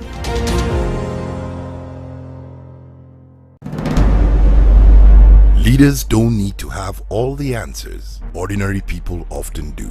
If leaders would just listen. Each year, patients who can't pay hospital bills are detained in hospitals against their will. Kwa majina naitwa Maimuna Auru. Nilienda hospitali kujifungua, nikakuwa sina pesa, nikakuwa niko detained for 24 days. Niliacha watoto wangu nyumbani wakiteseka, na ile kitu naambia serikali kuwa kila Mkenya yuko na haki ya afya. Ule awe ako na pesa awe hana pesa, ana haki ya kudumisha afya na kuwa na afya njema. Each year, 186 men are lawfully killed and 30 disappear while in police custody before they get to court. Kwa jina naitwa Hussein Moyo Molte. Mimi ndo baba wa marehemu Yasin Hussein Moyo, ule aliyepigwa risasi na polisi wakati wa corona akiwa kwa balkoni yao, na hiyo ni kitu inaniumiza sana. Na mimi ningeomba maafisa wa polisi waache kuchukua sheria mkononi mwao, kupiga watu na kuwavunja, na wafai kuwa juu ya sheria, wanafaa kuwa chini ya sheria kama vile sisi raia tunatimiza hadi vile serikali imeweka. Na mimi nashangaa na maafisa ni watu wametoka kwa jamii yetu, yani ni mandugu zetu, ni madada zetu, na wafai kutupiga na kutuumiza, wanafaa tupeleke mahakamani. August 9th, 2022 offers us a turning point. 1. Turn up and vote. Your vote counts. It's actually the only thing that does in an election. 2. Choose and then hold your leaders accountable. 3. Join the movement of people who stand up against human rights violations. Become a member of Amnesty Kenya today at www.amnestykenya.org. I think the most important quality of a leader is wisdom, so that the decisions that are being made now, he knows how, it's like a chess player who sees 10 moves ahead. Unajua wakati ambapo mlipa ushuru analipa ushuru wake, anataka aone angalau kazi ya pesa yake ambayo anailipia. Hii pesa tunaamini kwa zinaishia kwa mifuko za watu binafsi. I think it's important that wealth is declared frequently, and if people have found ways to accumulate wealth very quickly, absolutely good for them, as long as, of course, that is done honestly and ethically. We need leaders who are well educated to understand the challenges that we face in the modern world. Kwa mfano, mtu mwenye amesomea ukandarasi wa barabara mkiwa na kiongozi ambaye amesomea hiyo taaluma, una uhakika kwamba barabara za eneo lako zitakuwa zina usimamizi mzuri.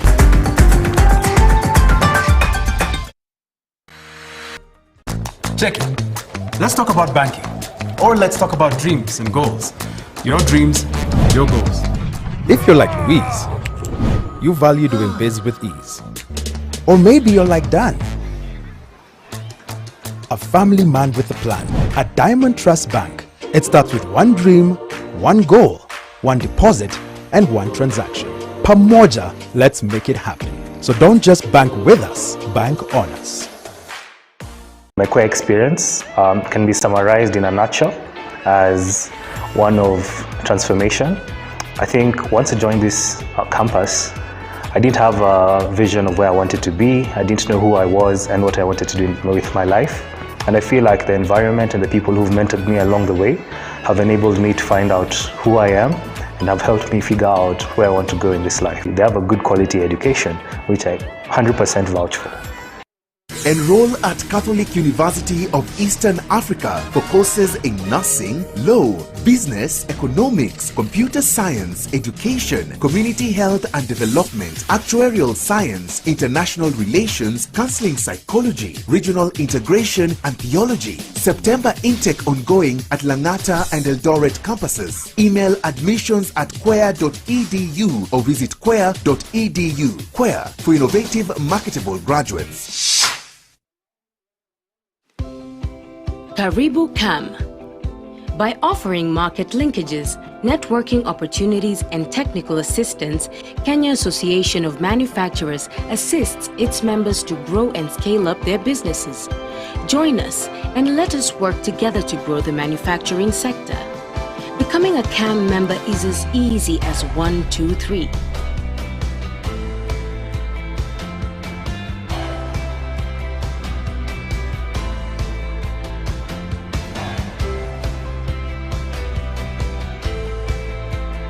Kenya Association of Manufacturers, driving global competitiveness.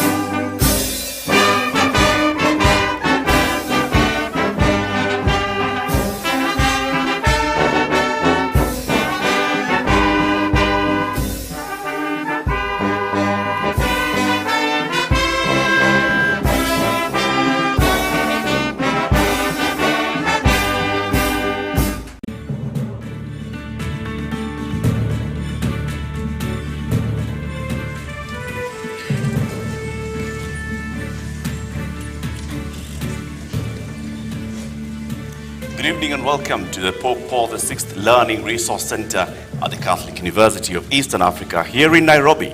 My name is Eric Latif of Spice FM and KTN News. And I'm Yvonne Okwara of Citizen Television.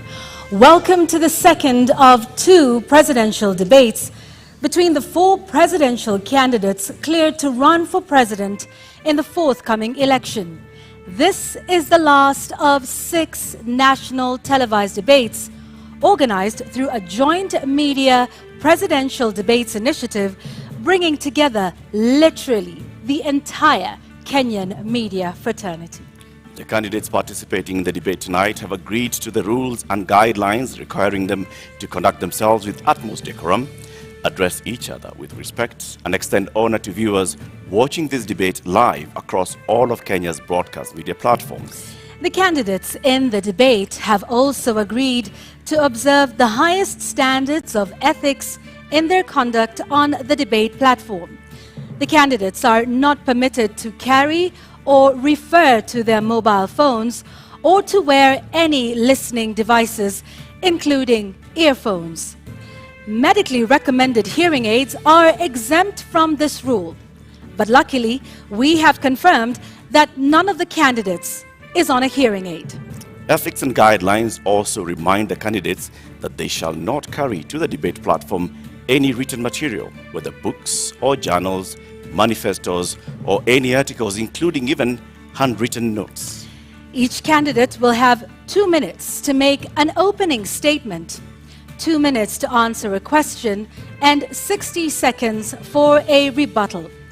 The topics have been carefully selected after a thorough assessment of the state of our nation and the sentiments of the Kenyan voters in various parts of the country. In line with the debate rules and best practice, the questions we shall be asking tonight have not been shared with any of the campaign teams, neither were they discussed or formulated in conjunction with anyone. The questions we shall be asking tonight are entirely our own. An invited audience seated here in the auditorium has also agreed to the debate rules. They have been fully briefed that cheers, jeers, or any other form of noise is not permitted during the debate. The audience has also agreed to the request and requirement to maintain order and civility right through this debate. This debate was to feature two leading presidential candidates, Raila Odinga of the Azimio la Umoja One Kenya Party and William Ruto of the United Democratic Alliance, UDA. We have, however, received written notification from the Raila Odinga campaign that he shall not be taking part in this debate. Indeed, but in keeping with the traditions of the Joint Media Presidential Debates Initiative since 2013, the debate is on. And we now make one exception to permit the audience here in the auditorium to help us welcome Dr. William Ruto, the UDA presidential candidate, to the stage.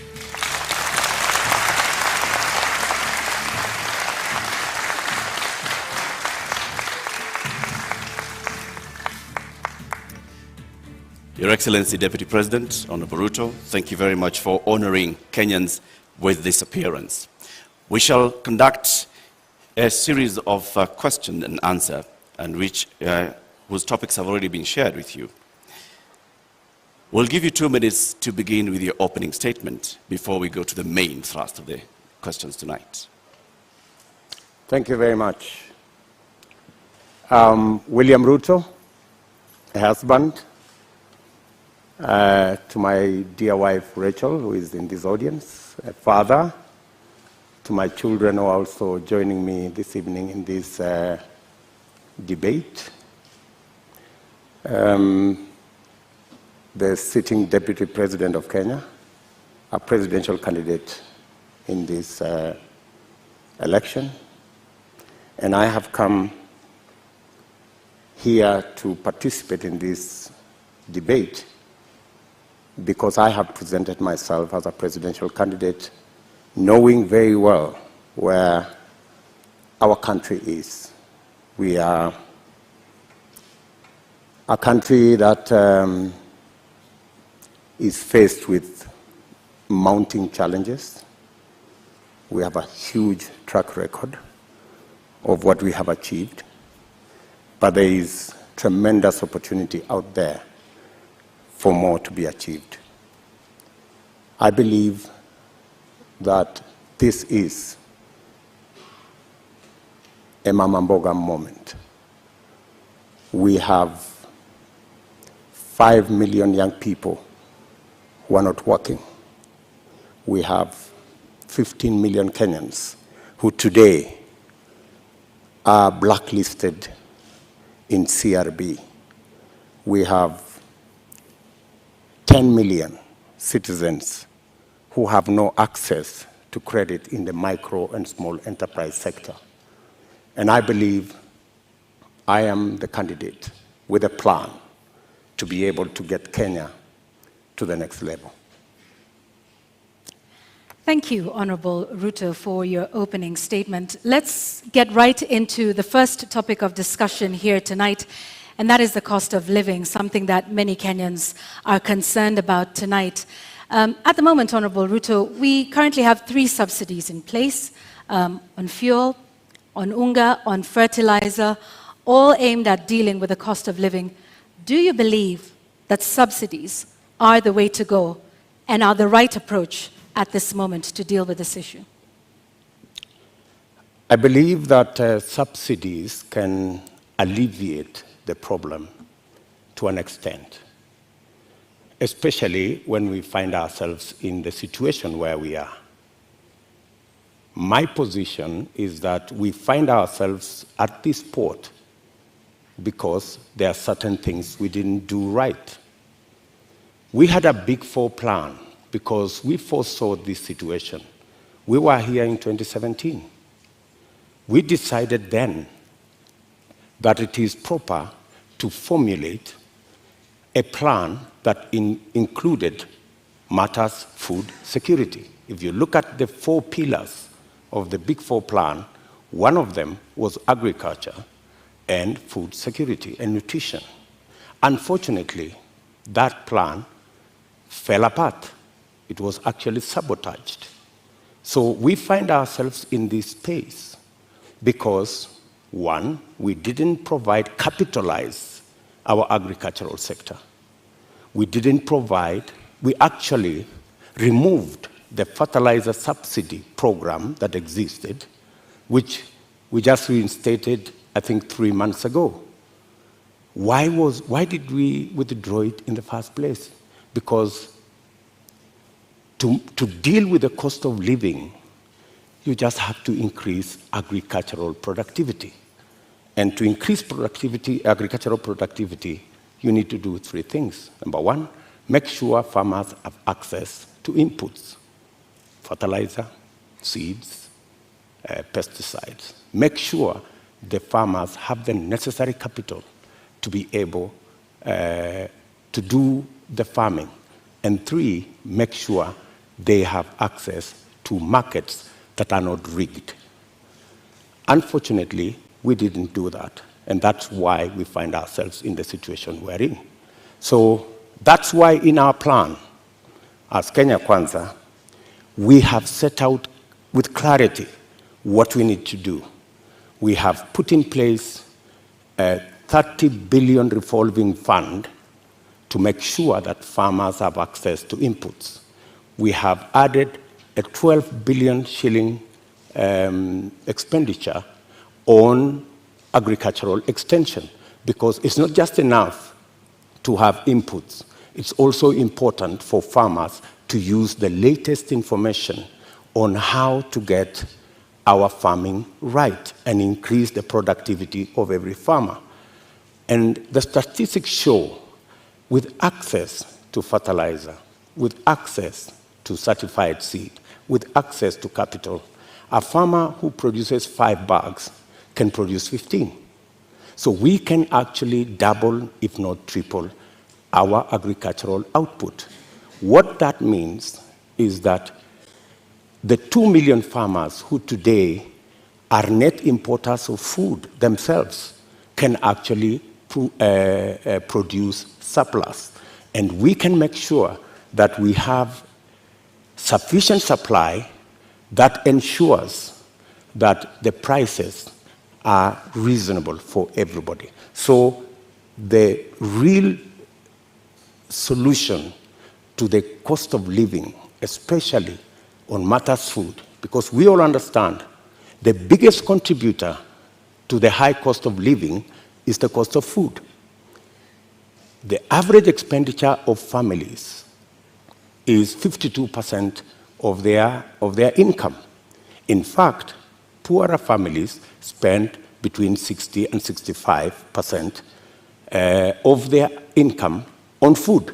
So dealing with the cost of food significantly deals with the challenge of high cost of living. Honorable Deputy President, if I may just interject, what you said today has also been said by you before. In the first term of your administration, you pledged the same, that you are going to deal with agriculture, you're going to support farmers, and that's when the first fertilizer subsidy was rolled in before it was embroiled in scandal. And you'd also promised the Galana Kulalu project.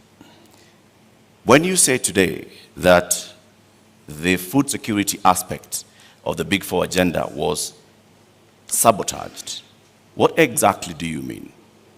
What failed in the Big Four agenda with regards to food security?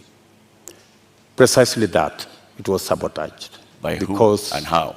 Because you know as well as I do that we never got to implement that plan.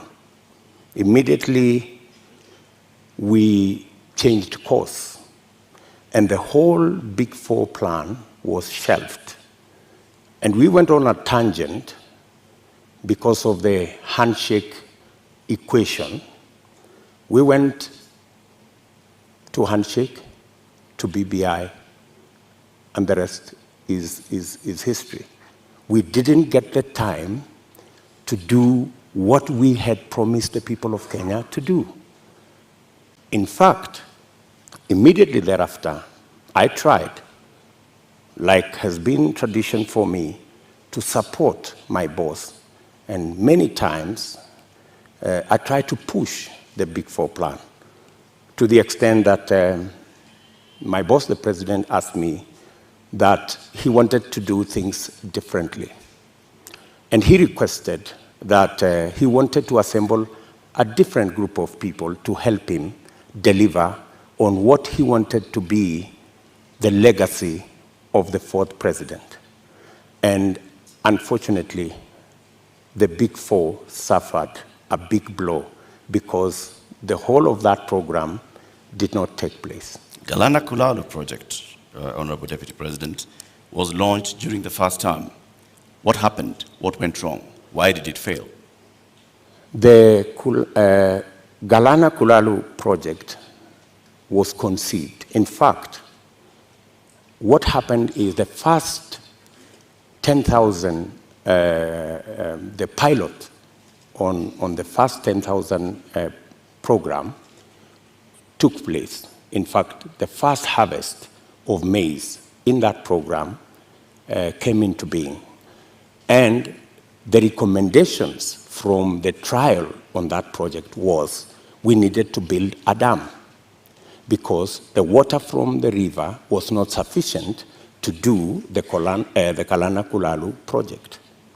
We needed to scale up now and do the dam so that the water that was available, because the soils research and the trials showed that the soils could actually support the production of maize and other cereals.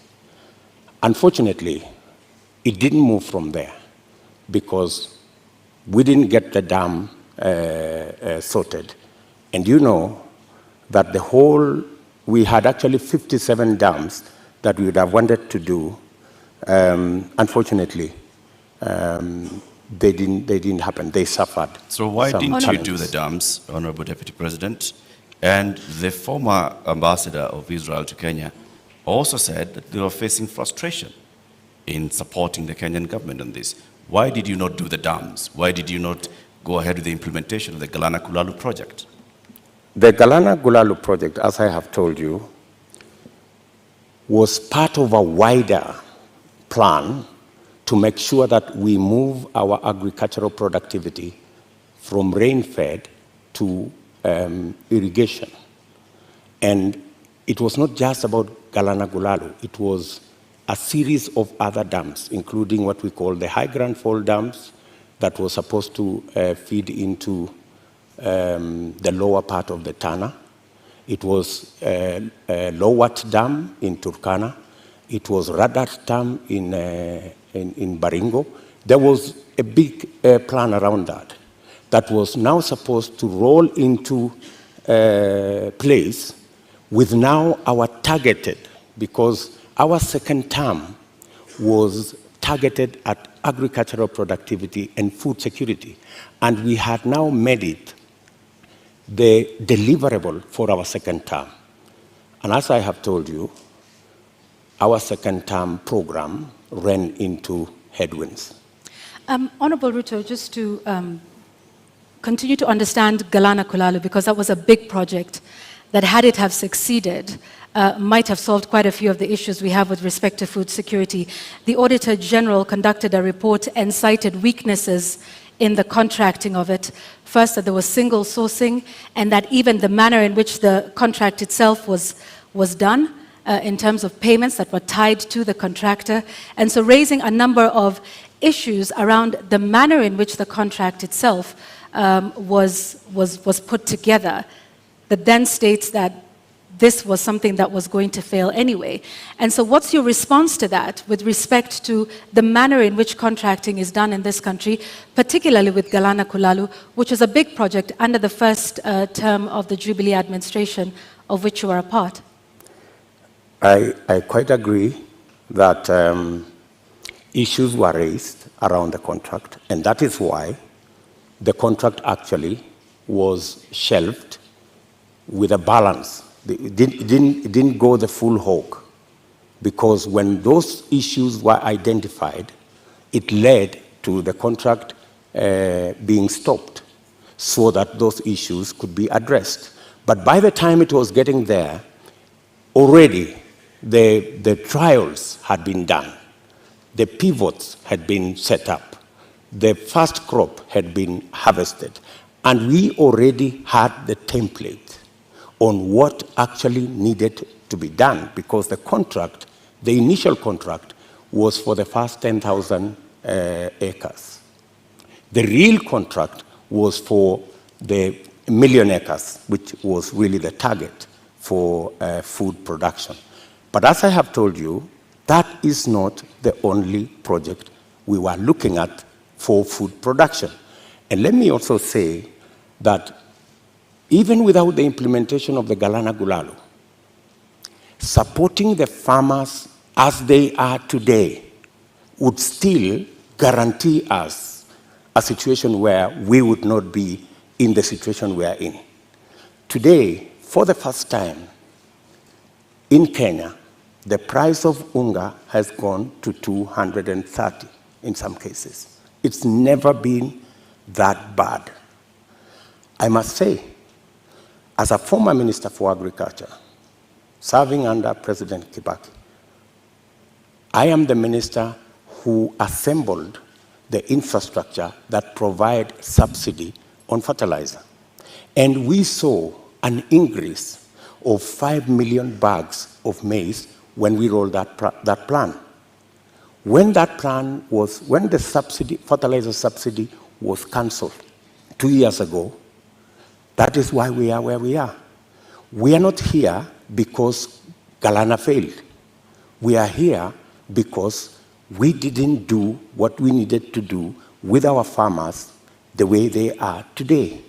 What Galana Kulalu was supposed to give us is actually that extra production that would even make it possible for Kenya to export.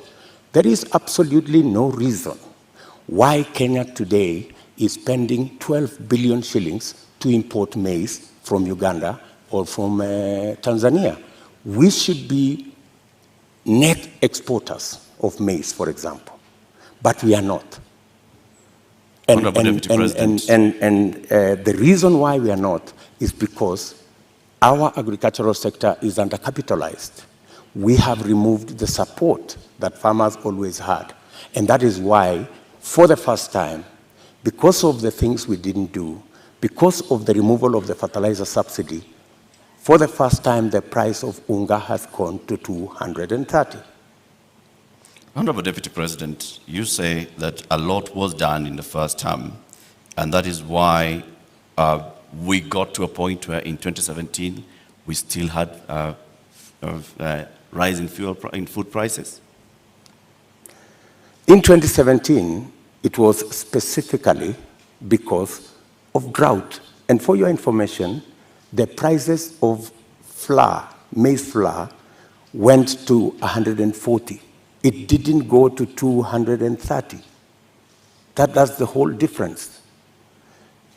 However, then, even in the situation of drought in 2017, what the debate then was, 2-kilogram packet of maize was retailing at 140. Today, it is retailing at 230. Because compounded with the drought, we just did not produce as we should have produced, because we didn't support the farmers the way we have always supported the farmers. Honorable Ruto, I'd like to speak about another issue that is a contributing factor to the cost of living, and that is the high cost of fuel in the country. What do you propose to do with that? Because there's also a current subsidy in place for that. What do you think is the solution to the rising cost of fuel, which, as you know, drives the cost of a number of other products? I think the first thing that we need to do is to look at the taxes, because 50% almost of the cost of fuel in Kenya is taxes. I think it's time, as a country, we looked at, I think there are 15 different taxes on fuel. And I think it's time we relooked at how else do we raise revenue. Which taxes would you be proposing to remove from fuel, the cost of fuel? I think majority of the taxes that are in that bracket, I think there are almost 15 different taxes that are there. I do not have the specifics, but those 15, I think we need to interrogate these 15 different taxes. Which ones can we put aside so that, like other countries, we can limit the taxation on fuel? Take, for example, let me VAT. ask, yeah, yes, okay, take, carry for on. example, VAT. Correct. I think we need to rethink taxation, VAT taxation on fuel. That was the latest inclusion of taxes on fuel. And I think it was very controversial. Yeah, Honorable Ruto, VAT on petroleum products was indeed controversial. Let me take you back to 2013 when VAT was imposed on this as a condition by IMF. At the time, then Majority Leader Aden Duale said, and I quote, "The 181 members have been convinced by our party leader and our deputy party leader on the rationale of 8% VAT on petroleum products." He went on to say, 181 is a very big number, and we will convince our members from the NASA side. So you, at this point in the year 2015, I believe, when this was passed, were pushing for 8% to be added on VAT. Today, you are saying you want to abolish VAT on petroleum products. Why should Kenyans believe you today? Why wouldn't they? I mean, we live in a dynamic country, and it's only fools who don't change their mind. If you are in a situation where the price of fuel has gone to 160, I mean, it's time to think. I mean, when this VAT was imposed, then the price of fuel was under 100. Honorable Ruto, when the VAT was imposed, it was at the time a condition by IMF when we were seeking a precautionary facility. Today we find ourselves in the exact same position with a third tranche of an IMF facility, and once again they are calling for the same issue that we are facing with VAT then is the same one we are facing now. And at the point, IMF has in fact said that we do not need to be removing taxes on petroleum products. So with an IMF facility already in place, are you then saying you are going to go back to the IMF and renegotiate the terms of that loan that is already in place regarding IMF VAT on fuel products? What's wrong with negotiating with IMF? I think any reasonable government, looking at the situation where we are, looking at the cost of living, and how many Kenyans are every day sinking below the poverty line, I think it takes a courageous government to sit down with our development partners, and they are fairly reasonable people, and have a discussion. And I think they are, if not 8%, we need to renegotiate on some of the items that are outstanding. And apart from looking at that, there are other instruments that we can deploy. For example, we have the fuel subsidy fund. We need to think about how that fund is being used, how we are deploying it. Are we deploying it correctly? Is it giving us value? And what changes can be made? We need an open and frank conversation with our development partners who support us. And to the best of my knowledge, they are not unreasonable. They are reasonable people, and they can entertain a conversation on negotiating some of the terms that have been offered to us. Honorable Ruto, I think that will take us into our second conversation tonight, and that is on the issue of national debt. And I'd like to pick up just where you left off. You say our partners, are open to renegotiation. However, on the matter of renegotiating our debt, Honorable Ruto, you just last week in an interview with the international press said you will not be entertaining discussions around renegotiating our debt. In fact, with respect to your competitor, who is not here with us today, when he brought up the issue, you in fact called his statement on that condescending and reckless. Mr. Deputy President, are you tonight changing your position and saying you will renegotiate and seek to restructure our debt? Not at all.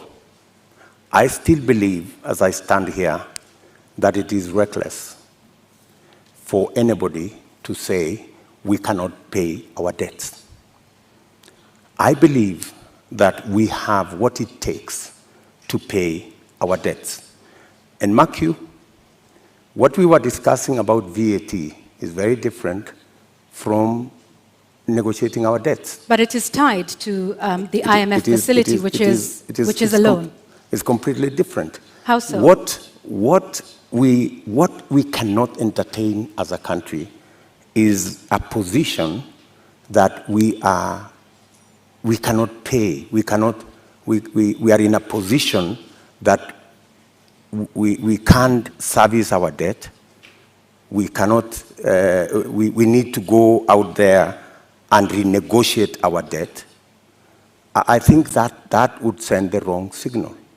What I would do on matters to do with the debt, we have a plan as Kenya Kwanza on how to manage debt. Number one, we have said we will first slow down, put the brakes on borrowing. Number two, we will put brakes on unbudgeted projects. In fact, that is the biggest source of our problem. Projects that are not within the budget, so that we cannot keep our fiscal deficit at what we have committed, 5% or 5.9%. Number three, we need to raise our revenues.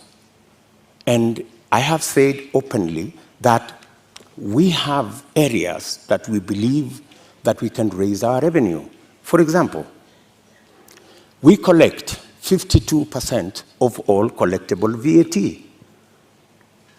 Just by automation and computerization, we can actually raise 95% of all collectible VAT. That would give us an extra 450 billion Kenya shillings. And added on to that, if you raise that kind of VAT, you can equally raise from corporate tax an additional 200, maybe 150 billion shillings. So there is room to raise additional funding, additional revenue for us to manage our debt without necessarily going to say we're going to negotiate our debt. So I hear you saying that our national debt as it stands today is manageable. Our debt today is a challenge. We need to deal with it. We are not sitting pretty. We are living, if I may say, we are living beyond our means. And that is why I am saying that we should stop this borrowing spree. Let me give you, in our first term, we borrowed 2.2 trillion. From 2017, our handshake brothers have borrowed 4.2 trillion. That's what's the source of concern. And it's not a source of concern to me. It's a source of concern to Kenyans as well. And it's even a source of concern to our development partners. They are beginning to raise issues about our debt. And more so, the trajectory of continued borrowing. So that's why I'm saying our administration will first slow down on borrowing, remove unbudgeted projects, because that's the biggest incentive, and then go back to raising our own revenue. Do you have figures that you are targeting? When you say remove unbudgeted projects, how much are we talking about? When you say slow down on borrowing, from what amount to what amount are you talking about? When you look at our fiscal deficit, right, there are too many projects that are not that are not budgeted for. For example, the Uhuru Gardens Museum.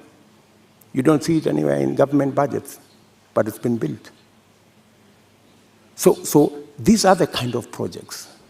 Do you know how much? That, for example, I think in the last financial year, we've spent close to 15 billion in that project. In the last financial year, Honorable Deputy President, do you know how much of unbudgeted projects we spent? Actually, unbudgeted projects are in the region of 100 billion. Unbudgeted projects.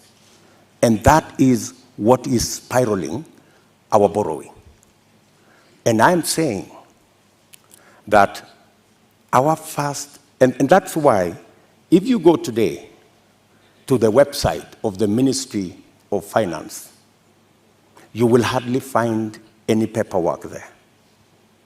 You will hardly find any, because there are too many projects that cannot be accounted for, that are being done without a budget line. If you look at the expenditure on contingency fund, which is supposed to spend only up to 5% of the budget, sometimes it goes to 50% of the budget. So that is where we need to apply the brakes. And we are saying clearly, we not only have a plan on slowing down on borrowing, we also have a plan on raising revenue in targeted areas. Areas that would give us much more resources to run our budget, number one, and two, to also manage our repayment. And in that particular instance, you may want to know that almost 80% of all our borrowing is actually domestic, which means we are also hurting our own enterprises locally. Access to credit becomes a big challenge. We must think of how we must slow down on borrowing locally and see how we can externalize government borrowing. And it doesn't have to be borrowing. Some of the programs, we must get the stock exchange to take up some of the areas of raising revenue. The stock exchange is a wonderful instrument. We saw it when we were selling the shares of Safaricom. Safaricom was looking for 50 billion. They got 250 billion. It tells you there is a lot of money out there. If we used different instruments, how do we use the different instruments of raising capital for long-term investment using the instruments we have, revenue, and using the stock exchange? So these are avenues that are available for us to be able to take our development forward and minimize on borrowing. Honorable Ruto, while we stay on the issue of national debt for a moment, for decades, the Treasury has refused to make public contracts that have been signed with some of our lenders like the Exim Bank of China or the China Development Bank. You've been part of a government that has refused to make this information public. Why? Those contracts and agreements, in accordance with the Constitution, are public documents. And the public have a right to know and to have access to that information. The fact that that information is not being made public is against the Constitution. So, under but yet, the Kenya Mr. Deputy Kwanza President, administration, you have not. This is something that you could do. You are the Deputy President of this republic. Is this not something you could do or make happen? when you are Deputy President, I'm sorry you've not been one, you would understand to what extent you can do things. And let me give you an example. Many people did not see the mettle of Mwai Kibaki until he was president. When he became president, he made a sterling job of being president. All along, everybody thought he was a lackluster performer. I am undertaking to the people of Kenya that given a chance to be president, things will be different in Kenya. So let me ask this just one more time. You are the sitting deputy president of this. You say this should have happened constitutionally, but it did not. Was this not something that came up in cabinet meetings? That at least we've not seen you protest about this particular matter, because debt transparency and debt, what we owe and who we are paying is something that taxpayers should know. So if you are saying this is something that should have happened but didn't, why would Kenyans believe you when you say that this is something you will do if elected president? Because I have never been president before. This is the first time I am vying to be president. And this is the first time I will occupy the high office of president.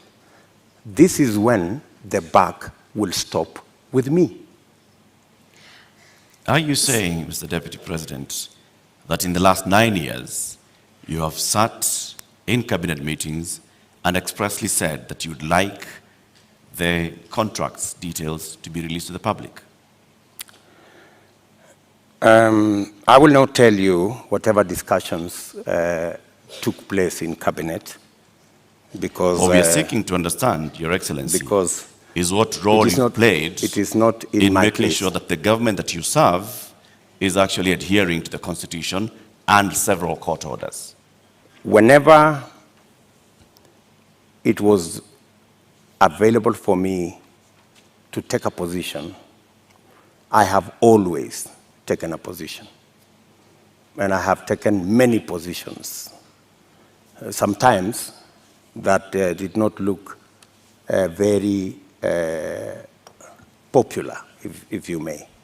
And I have taken very firm positions in cabinet. And I have taken very firm positions in the public.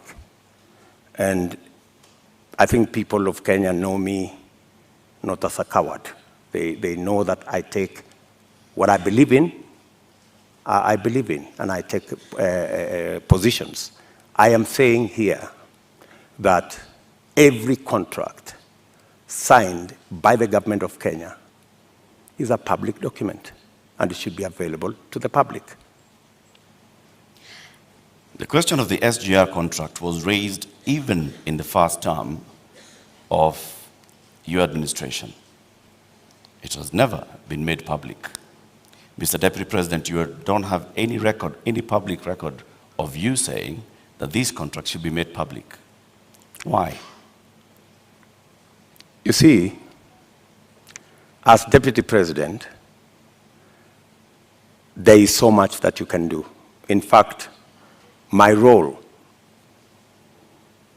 my oath of office has 3-4 functions. Number one, I swear allegiance to the people of Kenya and to the Republic, to discharge every responsibility given to me by the Constitution and the law. And number 3, to advise whenever required. That's the language of the Constitution. Whenever required, the President on matters that he requires advice. And number 4 is to serve people equally and fairly. So I have discharged that responsibility to the best of my ability. And I have made my position in regard to the contracts very well known to the right officers.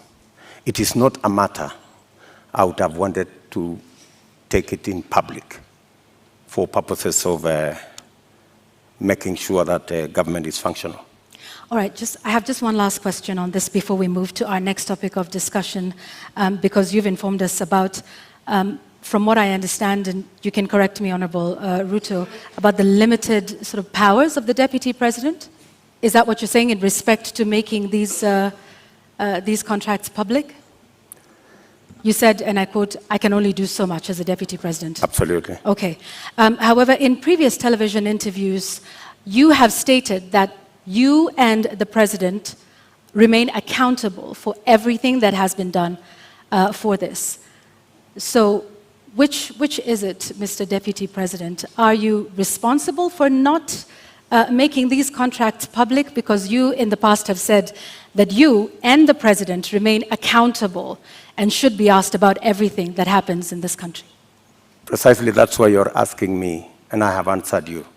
I have said clearly that to the extent that my duty as Deputy President is concerned, I have discharged my responsibility. I have given advice to my boss on many issues, including that particular issue.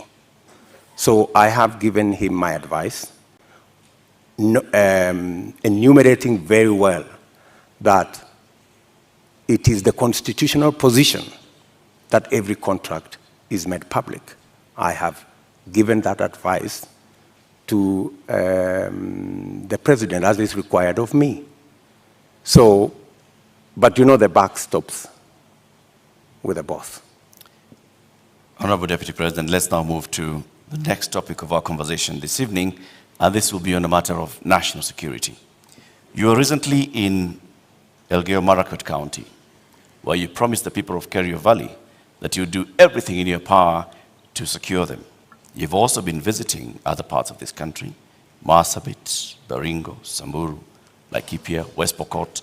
More than 300 people have died in the last 7 months alone in this country, killed by armed bandits. Livelihoods are lost. Children have not gone to school. Children have been killed. Kerio Valley residents have even petitioned the UN Secretary General, saying that their government has failed to provide them with security. In your manifesto, you say that security is a cornerstone of protecting people's livelihoods. Why has the government of Kenya, in which you've served as an assistant minister, as a minister, as a deputy president, been unable to secure the people of these counties? I quite agree with the feeling of many Kenyans. In fact, it's yesterday. It's not even last week. It's yesterday. I was in Elgeyo Marakwet. And one of the leaders there told us we have buried 114 people in that neighborhood. So it is indeed a live and serious matter. You have seen me in when we came into office in 2016.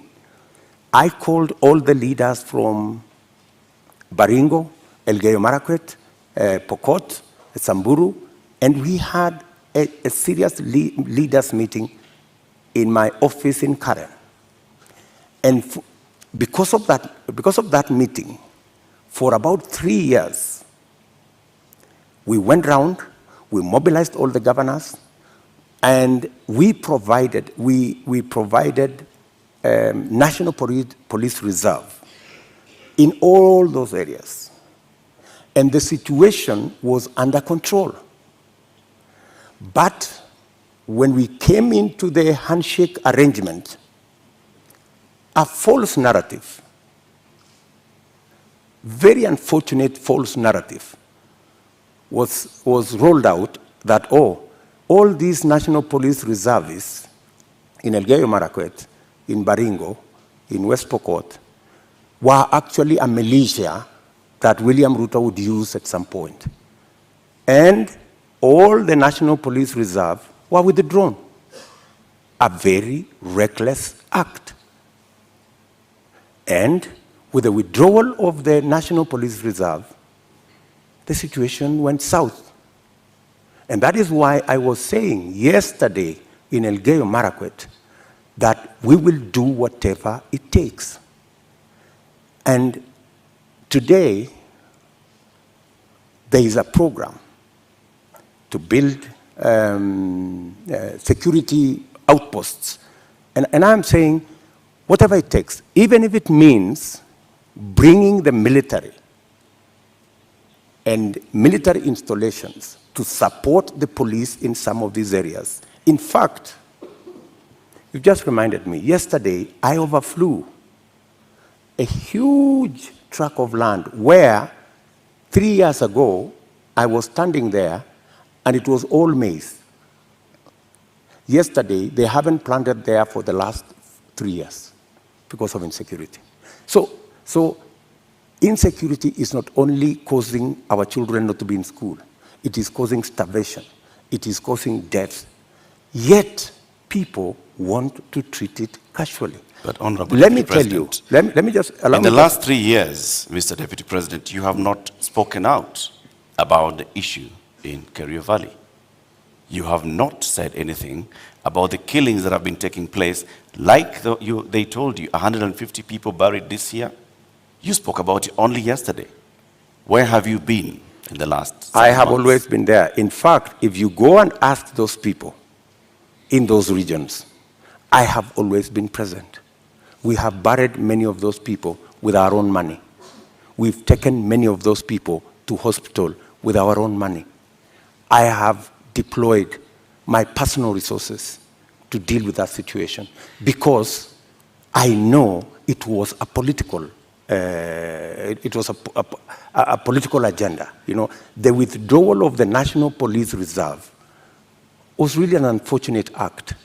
But because it was intended to punish William Ruto, you know, never mind that many people lost their lives, is a real tragedy. But that is the nature of our politics in Kenya. Honorable Ruto, unfortunately. Honorable Ruto, you're saying that was done to punish you? What other explanation would you have? You go withdraw security personnel in the whole of that whole region, you know, you subject people to... How would that punish you, Honorable Ruto? Because I am the one who had led the whole, in fact, I am the one who had taken charge. In fact, I was there every 2 weeks in that region. I was there every 2 weeks. I am the one who mobilized the resources. I am the one who mobilized the security men, the identification of the National Police Service. And and so it looked like it was about me. It was never about me. Did you mobilize those resources on a personal basis or as deputy president? As deputy president. So why would your government punish the deputy president? You live in Kenya, my good friends. And I am failing to understand it, sir. And you know... Are you telling the people of Kerio Valley that 150 of them have been buried this year alone just because a government is punishing the deputy president? Not just that. The Kimwarer and the Aror dams were cancelled intentionally to punish my supporters. That's it. We will come to that, sir. You, as the deputy president, consume intelligence reports. Tell us, over the last 30 years, what is it that has led to this continuous cycle of violence in Kerio Valley, in Baringo, in Samburu, in West Pokot, even going as far as Marsabit County? What causes this, and what will you do, knowing the intelligence that you have? The biggest contributor to the situation we have in those regions is competition for resources, competition for water, competition for pasture, general matters of education, and precisely the reason why we had a plan on Radat Dam to provide the water for the whole of that belt. Aror, Kimwarer, Lowat. These are dams that my thinking was, if we provide water in these areas, we can sufficiently roll out irrigation. For your information, that whole Kerio belt where people are fighting, it is a granary. We have the best mangoes from that region. We have very good soya that can be grown in that region. The only impediment is water, access to water. And there are enough rivers to be tapped. My solution to the whole of that region is twofold. Let us provide water for livestock. Let us provide water for irrigation. And let us get schools developed, as well as making sure that we provide road infrastructure. That's why we rolled out the road from Parbelo, cutting across that region, to come out on the other side in a place called Marich Pass, through Tot, through Chesongoch. And now there was also the road that was supposed to connect Kapedo from the other side of Turkana coming to Nakuru. Opening up that area is the solution. Opening up that area in terms of infrastructure and opening up that area in terms of water infrastructure will provide the solution. Unfortunately, there are people who don't see it that way. So you say that the Aror Kimorel Dam, you recently said that you are going to complete it should you be elected president. Yes. Why did it fail? I will. Yes, I will. It didn't fail. It was meant to fail. I mean, let me tell you. As the deputy president, sorry, sir, to just interject. As a deputy president, and like I started by saying, you've been minister before, you've been an assistant minister, we are talking about violence that has been taking place for decades, not just in the term that you've been deputy president. So this is not about you being punished now, unless you're telling us that for a long time, there are people that have been scheming to punish William Ruto by killing the people of Kerio Valley. That's not what I'm saying. I am saying we had a solution. We had close to 5,000 National Police Reserve. In fact, we have, we'd even moved a step forward to provide armored vehicles to make sure that we can follow whoever these criminals are, right? We had a plan. Unfortunately, that plan was frustrated. And you know, the plan was, let's provide a National Police Reserve. Then, let us construct the roads. Then, let's provide water infrastructure. And then, let's provide school infrastructure. That way, you ease out people from that situation where they are today to a new environment where they appreciate education, they have food to eat, their animals have water and pasture, and then you can develop that region. In fact, in my mind, that's where the future of Kenya is, because we have huge tracts of land in that region. Honorable And the fact Ruto. that people have been fighting in that region forever doesn't mean that they should continue fighting. Honorable We should Ruto. find a solution. Honorable Ruto, let's go back to the issue of water, and you've mentioned the Kimwarer and Aurora dams. And you say that as well was cancelled to punish you? That Well, was some of the cancelled court for filings- political reasons. For political reasons. Well, some of the allegations that have been made, by the DPP in court is that payments were made contrary to the law. They were not processed through the consolidated fund. That in fact, this was all done to ensure that there were kickbacks, that the government made advance payments, including 11 billion shillings in excess of unnecessary debt to, this is what they're saying, which prosecutors say were to go to, friends and co-conspirators of this scheme. If this is what you allege, are you alleging tonight, Honorable Ruto, that there is a big conspiracy between the DPP, between the courts, and also politically with respect to the Aurora and Kimwarer dams that are now in court?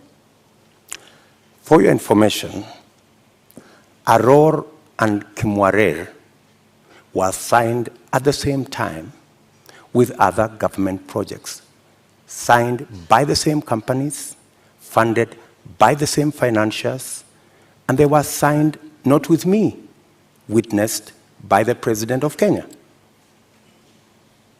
So these are not projects that were cooked at night or in some dark corner, right? How come that the only projects that did not go through is Aurora and Kimwarer? All the others went through. That's number one. Number two, today, the government of Kenya is in court because the contractor, with all those allegations that have been made, the contractor has gone to court to demand payment of another 12 billion shillings. I mean, that should concern everybody. There are also How suspects do you... in court, Honorable Ruto. Pardon? There are also local suspects in court over the matter. Forget about the court matter here. The contractors are in court in London, and the government of Kenya is already replying to the case in court. And they cannot afford to make it public because it's embarrassing. Why did the contractor not continue with the project? Because he was denied the land where to set up the dam. And that was an undertaking by the government of Kenya, that we're giving you a contract, we're going to give you land, we're going to give you this infrastructure for you to carry out, for you to build the dam. And the reason given then was that, the dam was going to be in a forest. How many dams are in the forest? We have Yamo Dam. We have Yamo Dam in the forest. We have many other dams in the forest. So I think, we have to be honest with ourselves. And that's why I am looking forward to the day somebody will step forward and actually tell the country, how will the government of Kenya lose 20 billion shillings that was supposed to build Aurora and Kimwarer, and yet there is nothing on the ground? What was this? What was this sinister motive? Do you believe money was lost? I don't believe any money was lost. And even if money was lost, people should be taken to court. But you said around 2019 that it was 7 billion shillings that was lost. No, and not I the didn't say that. 21 that was being that. alleged by the DPP. I didn't say that. Check my statement. I am very clear about what I said. I said 7 billion shillings was paid. Right? That's what I said. And for your information, I said that 7 billion shillings that was paid was actually insured. The reason we should be asking is, why hasn't the person, the company who insured that money, why haven't they been asked to pay? because the company that insured that 7 billion is a well-connected company. That's why the demand letter has not been put to them. So what you're alleging... And you see, Kenyans will one day really marvel at what really happened in this Kimwarer and Aror Dam. Honorable You will Ruto, be shocked. tell us what really happened, because what it sounds like is you're alleging the investigating authorities, the DPP, the courts. There are suspects in court at the time, including former Cabinet Secretary Rotich, who I believe was charged afresh a couple of months ago over this issue. If this is all politically instigated, are you then saying that all of these authorities, different arms of government, are conspiring against you, from investigators to the DPP to the courts, to punish you, Honorable Ruto? Let me ask you, that matter has now been in court for 4 years. It has not moved an inch. It's been dancing. You know, this person, today you're being charged, tomorrow, no, remove this person, the next day, remove this person, the next day, change the charges, because somebody is actually waiting for another government to come and carry the shit, unfortunately. And that's what's going to happen. That's why that case has never moved an inch.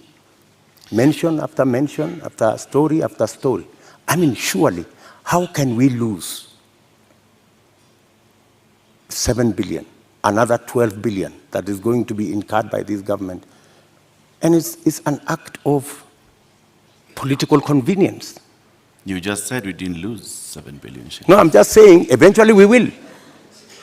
I mean, if it is not sorted out. And that's why I'm saying when I come into office, I will make sure that the money is not lost. And I will make sure that the impediment imposed on this project, we will provide the land. The contractor will build the dam. And we will move ahead. To conclude the matter of national security, I think we'll also touch on constitution implementation here. Over the last 9 years, Deputy President, you have been chairing the Intergovernmental Budget and Economic Council. The Constitution establishes, under Article 204, the Equalization Fund, which was meant to fast-track development in some of these marginalized areas, the ones we've been talking about, and many others, to help them with water, roads, health, education projects. Why has this fund never been operationalized? Two things.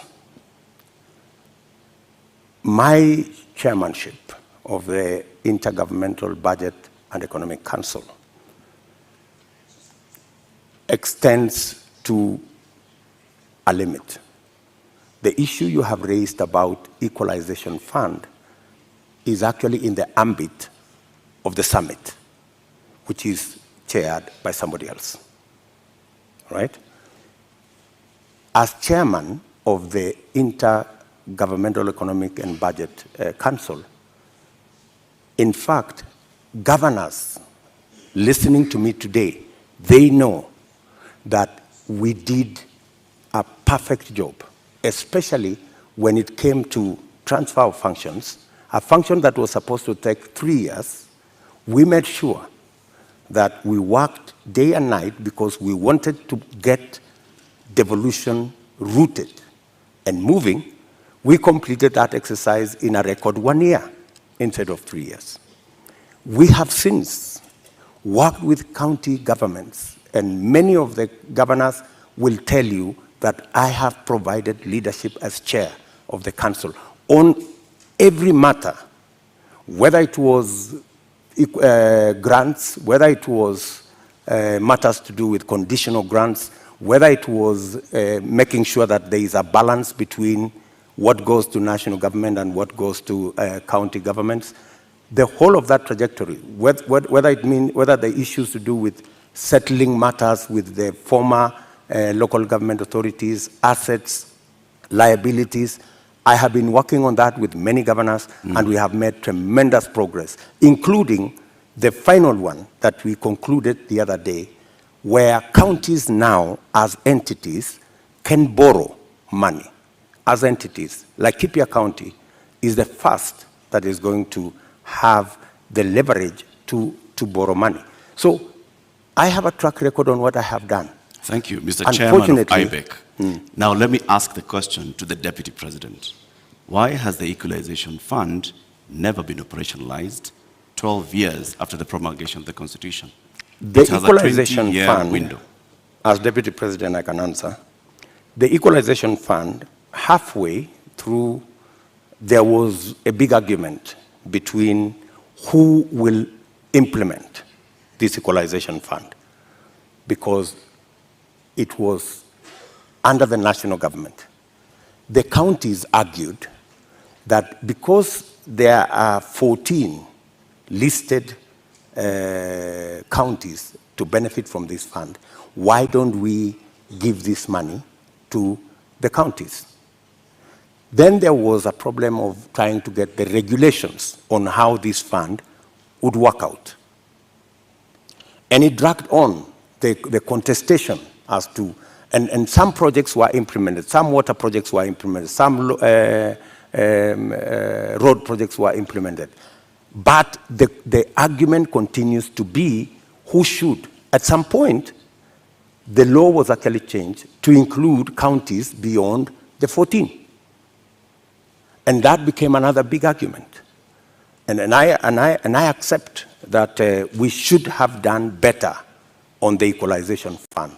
And that is why I have made a commitment in our manifesto that that Equalization Fund, whatever the balance of the time that is left, we will make sure that we devolve it to counties. In my belief, the counties are better placed to run that fund than the national government.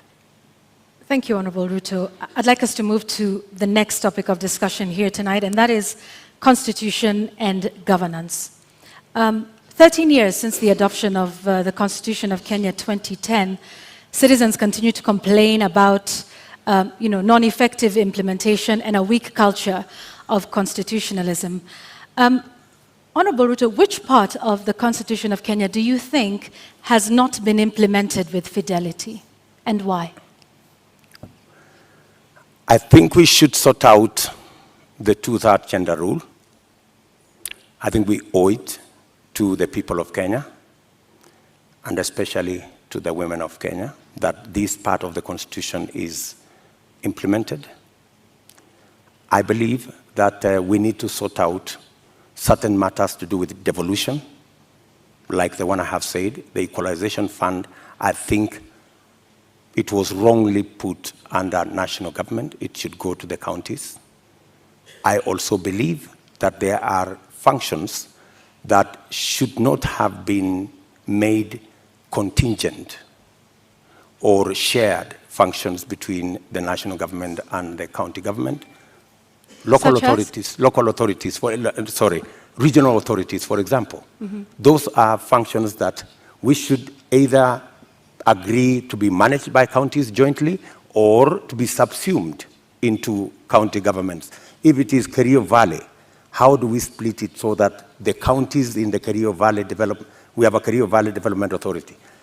Should that be managed by the national government? I don't think so. I think it should be managed by the counties in the Kerio Valley. So these are some of the functions that I think we need to clarify. We need to complete the implementation of the Constitution. I have raised, for example, the matter of the Judiciary Fund. I think we have wasted too much time in implementing the Judiciary Fund. After I pushed so hard, this year, 1st of July, the Judiciary Fund was operationalized because I have been talking about it for the last year and a half. So these are some of the sections that I believe that we should be able to conclude the implementation of the Constitution. Let's go back to the two-thirds gender principle. In your view, why did we fail in terms of getting this since 2010? I think, speaking for myself, I have made a commitment, and I know it's doable, to make sure the two-thirds gender rule is realized. There are different proposals. There are proposals that require constitutional change. There are some that do not require constitutional change. And I have assembled a team of very competent constitutional lawyers to look at how we can have a framework in 90 days of our government, and within 1 year, make sure it is implemented. And it's not necessarily for purposes of the women of Kenya. It is for the benefit of everybody. The fact that we do not have as many women leaders is actually a negative for us. There is something we are losing.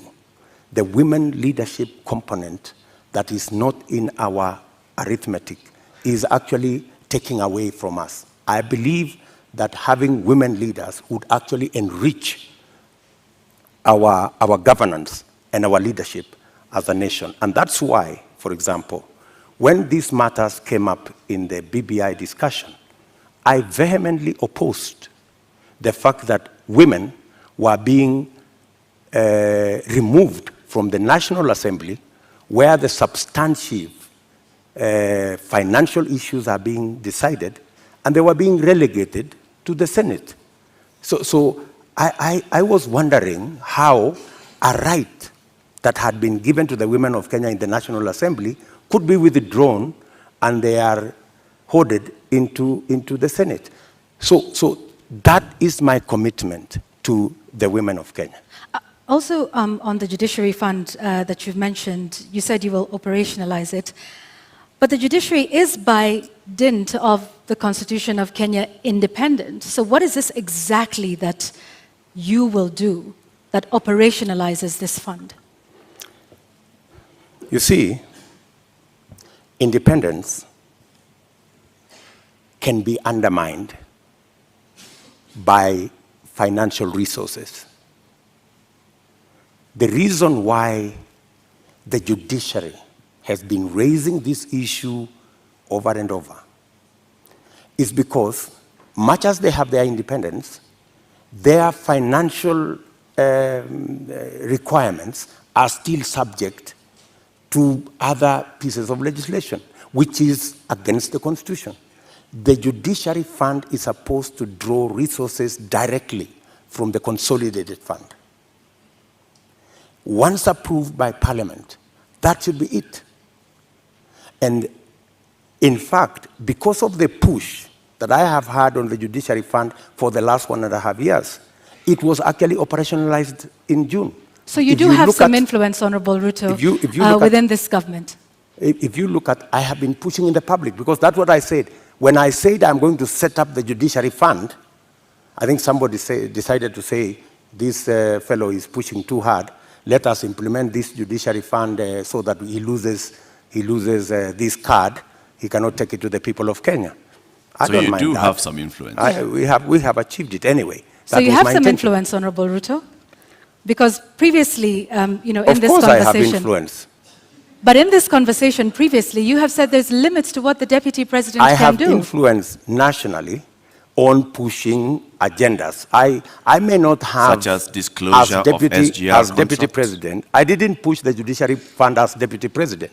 I pushed it as a leader. Why couldn't you do that then for a number of the other issues that we have discussed here tonight that you have said you did not have influence over? I have pushed back, for example, on the issue of the BBI. I pushed back heavily. And I deployed a lot of influence. And actually, by God's grace, we managed to stall it. Our competitors are saying they are going to go back to it immediately after the election.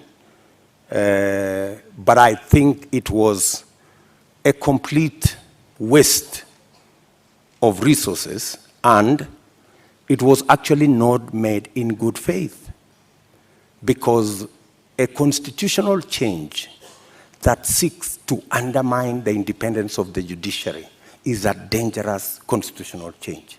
A constitutional change that seeks to subsume the executive and the legislature and take us back to where we were in the Nyayo days is actually taking us back, not taking us forward. And that is why I made my position very clear in the Honourable public Ruto, domain. Honourable Ruto, do you believe in the independence of the judiciary? Pardon? Do you believe in the independence of the judiciary? I don't know how to answer you. In fact, if there is one person who has fought for the independence of the judiciary, it is William Ruto. I am the only person with a few of my friends who stood up to the so-called ombudsman that was supposed to be injected into the judiciary, appointed by the executive, to supervise the judiciary, something I totally disagree with. You talk about you being the biggest defender. However, the administration which you have served since 2013 has been cited several times for disobeying court orders. Let me give you one example, or a few. Former Air Force commander waiting for 6 years to be restored to his rank and given 71 million shillings compensation.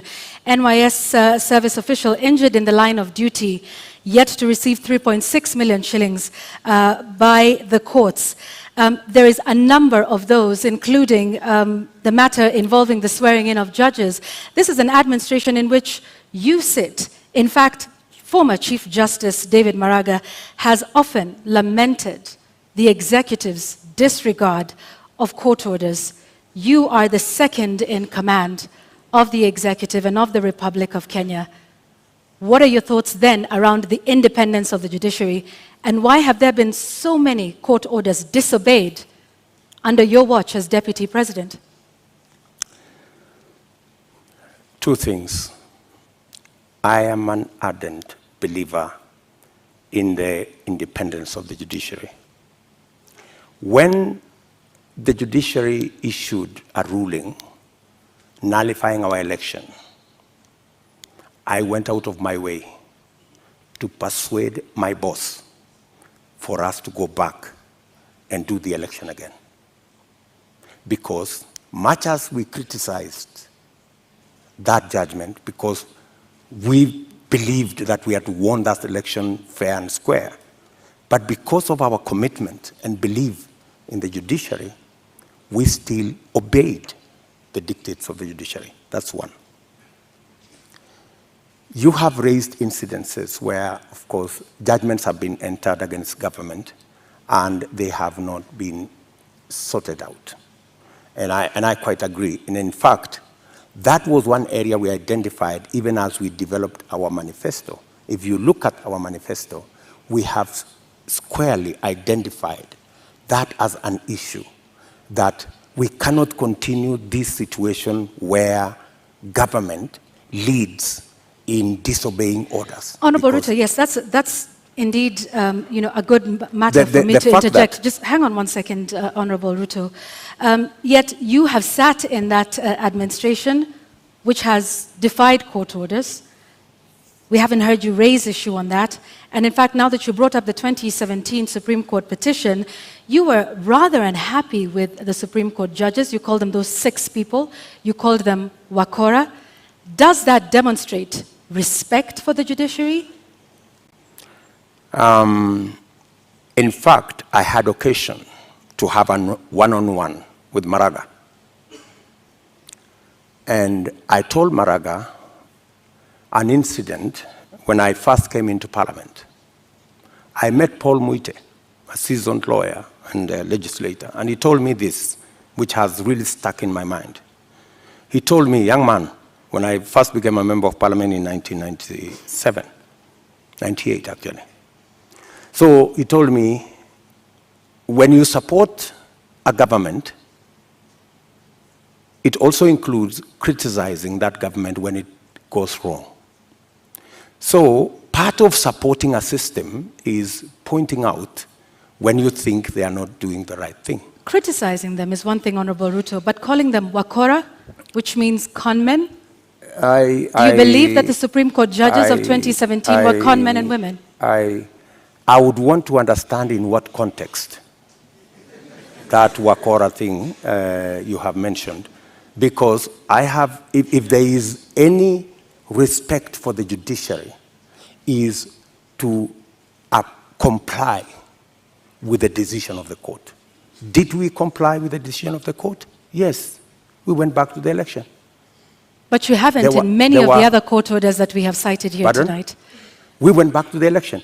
And the admission that the fact that there are so many outstanding issues and the fact that I have singled them out and they are part of what I intend to sort out is actually halfway the solution. I don't think if you look at the manifesto of our competitors, they have recognized that as an issue. I have recognized that as an issue because I believe in the independence of the judiciary. I believe government should lead from the front in obeying court orders. And in fact, we have said in our manifesto, if you read it clearly, it says we will look at all judgments that have been entered against government. And we will develop a mechanism to make sure that within 1 year, we comply with all judgments entered against government so that even as we drive the country to obey court orders, we lead as government from the front. Let's talk about something else, Mr. Deputy President, and this is with regards to leadership and integrity. Your opponent, who did not turn up tonight, said he could not come to this debate because he did not want to face a man who has no regard for ethics, public morals, or shame. How do you respond to that? Do you sincerely believe that that is the reason why he's not here? I don't think so. I don't think so. My competitor is not here because he doesn't have a plan. He doesn't have an agenda. He cannot articulate anything to the people of Kenya. That's why he's not here. Secondly, my competitor is not here because he doesn't want to answer difficult questions. You know, he's been part of this administration, the handshake administration, for the last 5 years. KEMSA happened, and many other things happened. In fact, my competitor could not come here because he's not the real candidate. He's a project. At this moment, Honorable Ruto, just one moment, just to remind our members of the audience that they agreed to abide by the rules of the debate, and that involves no cheers, no jeers, no noise. Honorable Ruto, I'm sorry I interrupted you. Please carry on. Sorry. So, I mean, that's the reason. So these are just scapegoats. You know, he's dodging difficult questions. He doesn't want to answer. His allies, the handshake allies, Mr. Deputy President, there are expectations that are laid out in the Constitution and in law with regards to the character and the values that a leader should have. Do you think when you go out in public campaigns and you use terms to describe your fellow leaders, that demonstrates you as somebody with great values, fit for leadership? I have tremendous respect for all Kenyans and all Kenyan leaders. I have not in any way undermined the public standing of any leader or any person or any Kenyan for that matter. I have not called anybody washenzi. I have not called anybody takataka.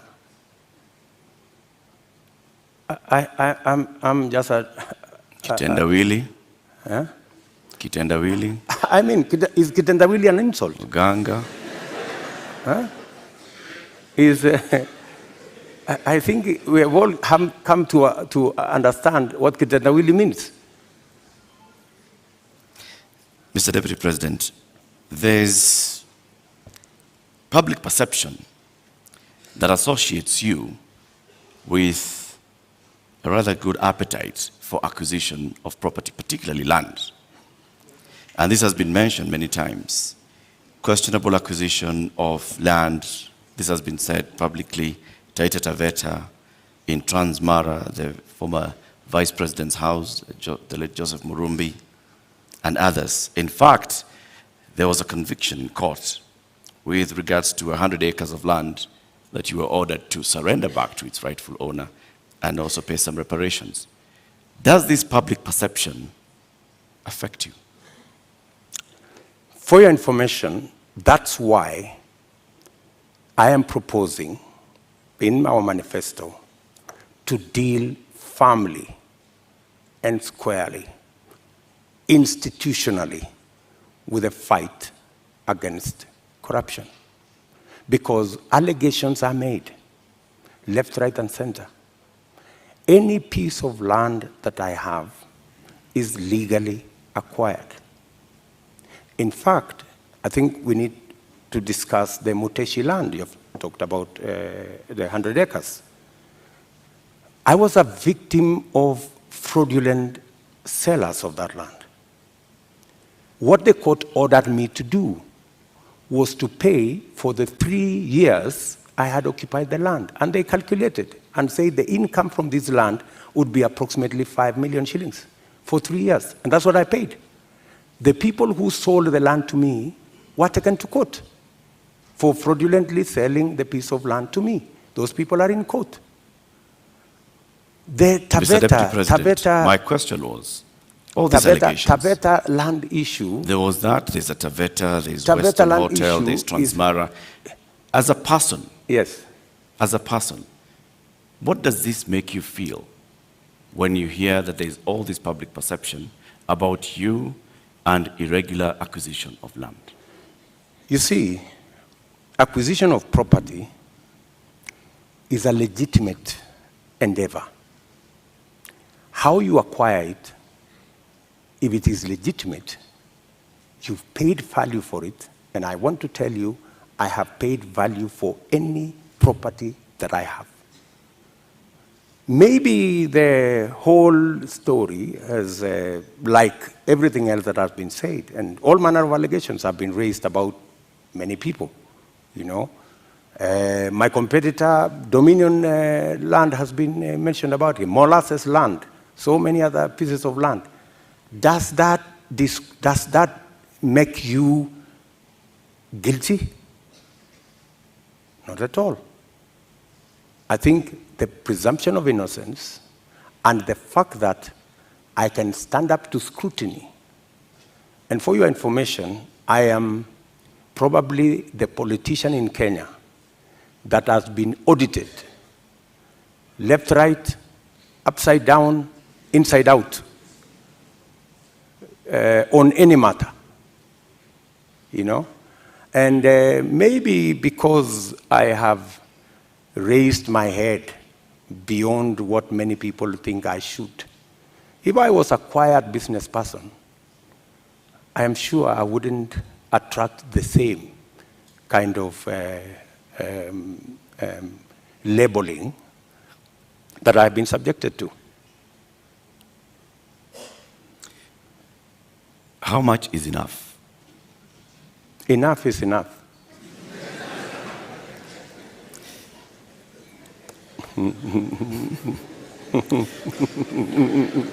Mr. Deputy President.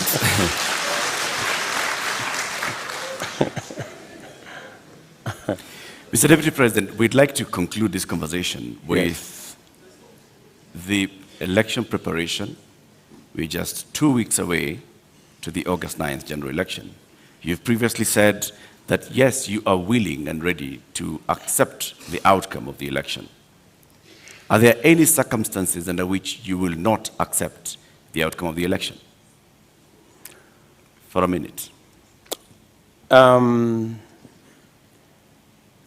Accepting the outcome of the election includes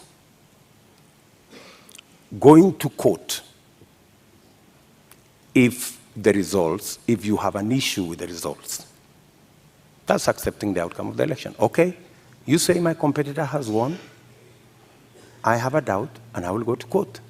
Why I made that deliberate statement is because we have had a situation in Kenya where every other election we foment a crisis around refusing to accept the outcome of election.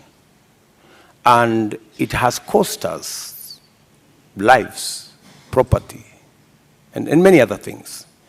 And I needed to be on record, and which I am, that I will accept the outcome of this election. I know that the people of Kenya will make a choice. If it is me, I will prepare to govern the country on day one. If it is not me, I will accept that my competitor has won. If I have any issue, I will go to court and accept the outcome of the court. Honorable Ruto, we've come to the end of this conversation tonight. We would like to give you 2 minutes to give us your closing statement tonight. I think it is very important for us to look at this election against what is the competition.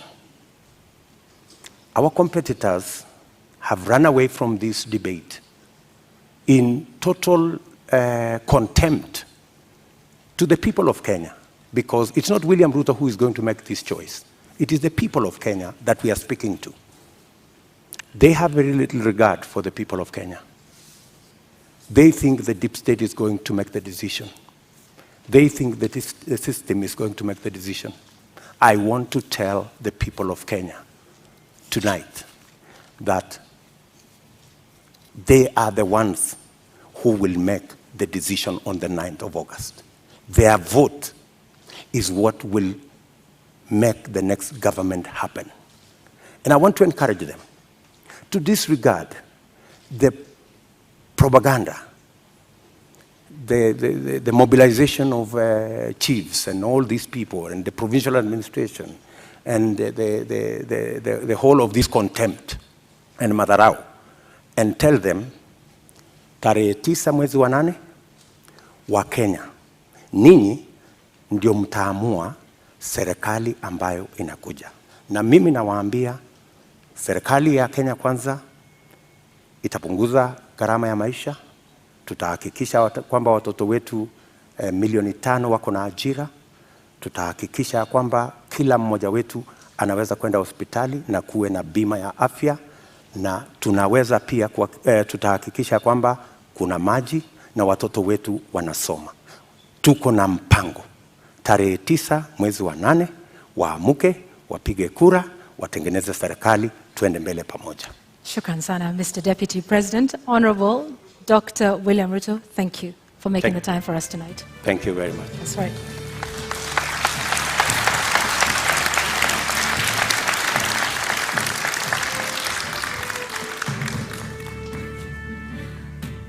Well, ladies and gentlemen, and the viewers here in the audience, following this at home, and of course those here as well, we have to end it here for now.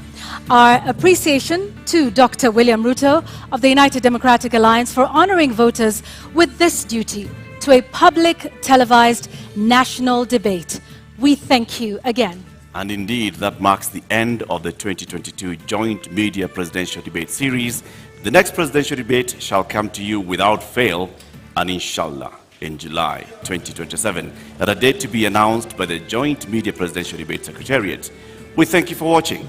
My name is Eric Latif of Spice FM and KTN News. And I'm Yvonne Okwara of Citizen Television. Good night.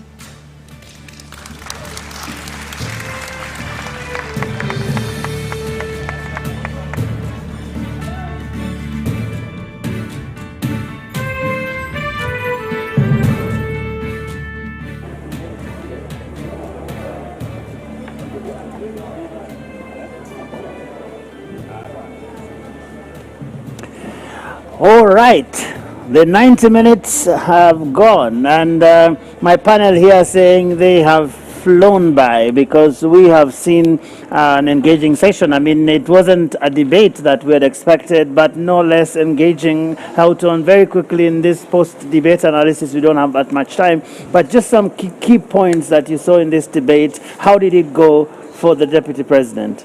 Well, I think first of all we have to, thank the Deputy President for coming. I think it was an important national moment. I think I agree with him. The people will decide at the polls, and that is the nature of our democratic process. I think, again, we are trapped in a debate that tries to distance everybody from the Jubilee administration when, to be honest, I don't think there were fundamental differences between the Deputy President and the President on many issues. If I had the time, I would go through this. I think the displacement happened with the handshake, and therefore it is much more of a political dynamic rather than a policy dynamic.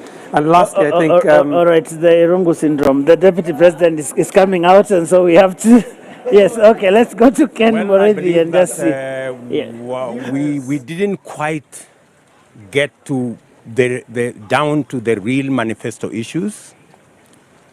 I would have hoped that my competitor would have been here so that Kenyans can have the benefit of looking at both sides.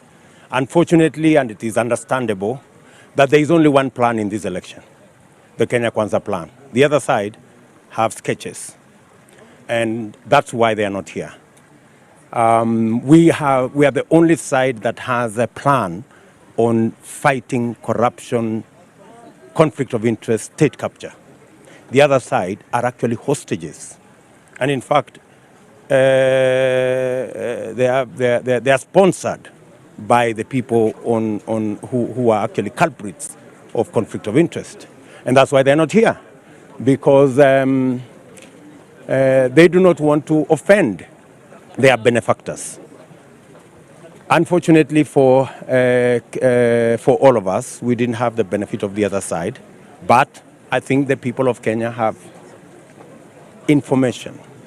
They know why they will go to vote on the 9th of August. Now, how would you describe this decision by your competitor not to be at this particular debate? Now that you're saying that you've gotten the opportunity to articulate your issues, but yet you believe that he should have been here, how would you describe his not being here? As I have said, he is not here because he doesn't have a coherent plan. He cannot support a coherent discussion. He cannot sustain a debate on issues because even in the public space, the only conversation is about the Kenya Kwanza manifesto. There is no conversation on the other side because there is none. They don't have a plan.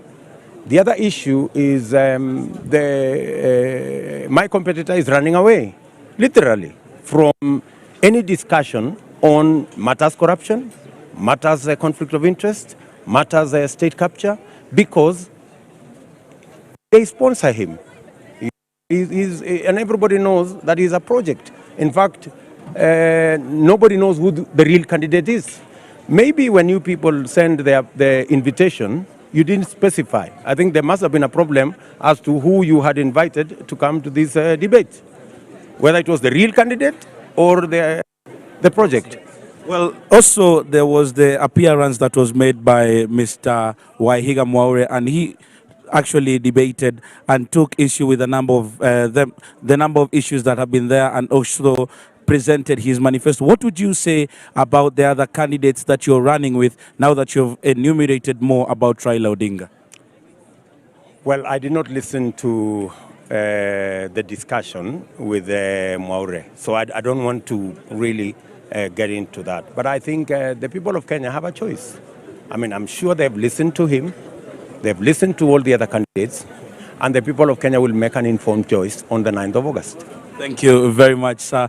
That is UDA presidential candidate Dr. William Ruto saying that this time round he believes that he has articulated his issues, but he believes he would have been given more time to articulate now that he says that there are some issues that they believed that have not been asked. But he has described Raila Odinga, and he is not showing up for this debate, as running away from the real issues, running away from the debate, actually going as far as insisting that we as media might have sent the wrong invite, insisting that he is someone's project. But right now, I'll take it back to you, Joe, for the panel discussion and probably to get deeper into what Dr. William Ruto has said at this particular exit press conference. Very well, Kennedy Moredi, thank you very much. And very quickly, Houghton, I promise you there'll be no interruption this time. There's no one coming, there's no one leaving. Please finish your thoughts. So my thought was essentially that there's been this attempt to try and route everything back to Jubilee, and I think that's not helpful. I think we need to look at the policy platforms of each of the parties on the strength of the parties. And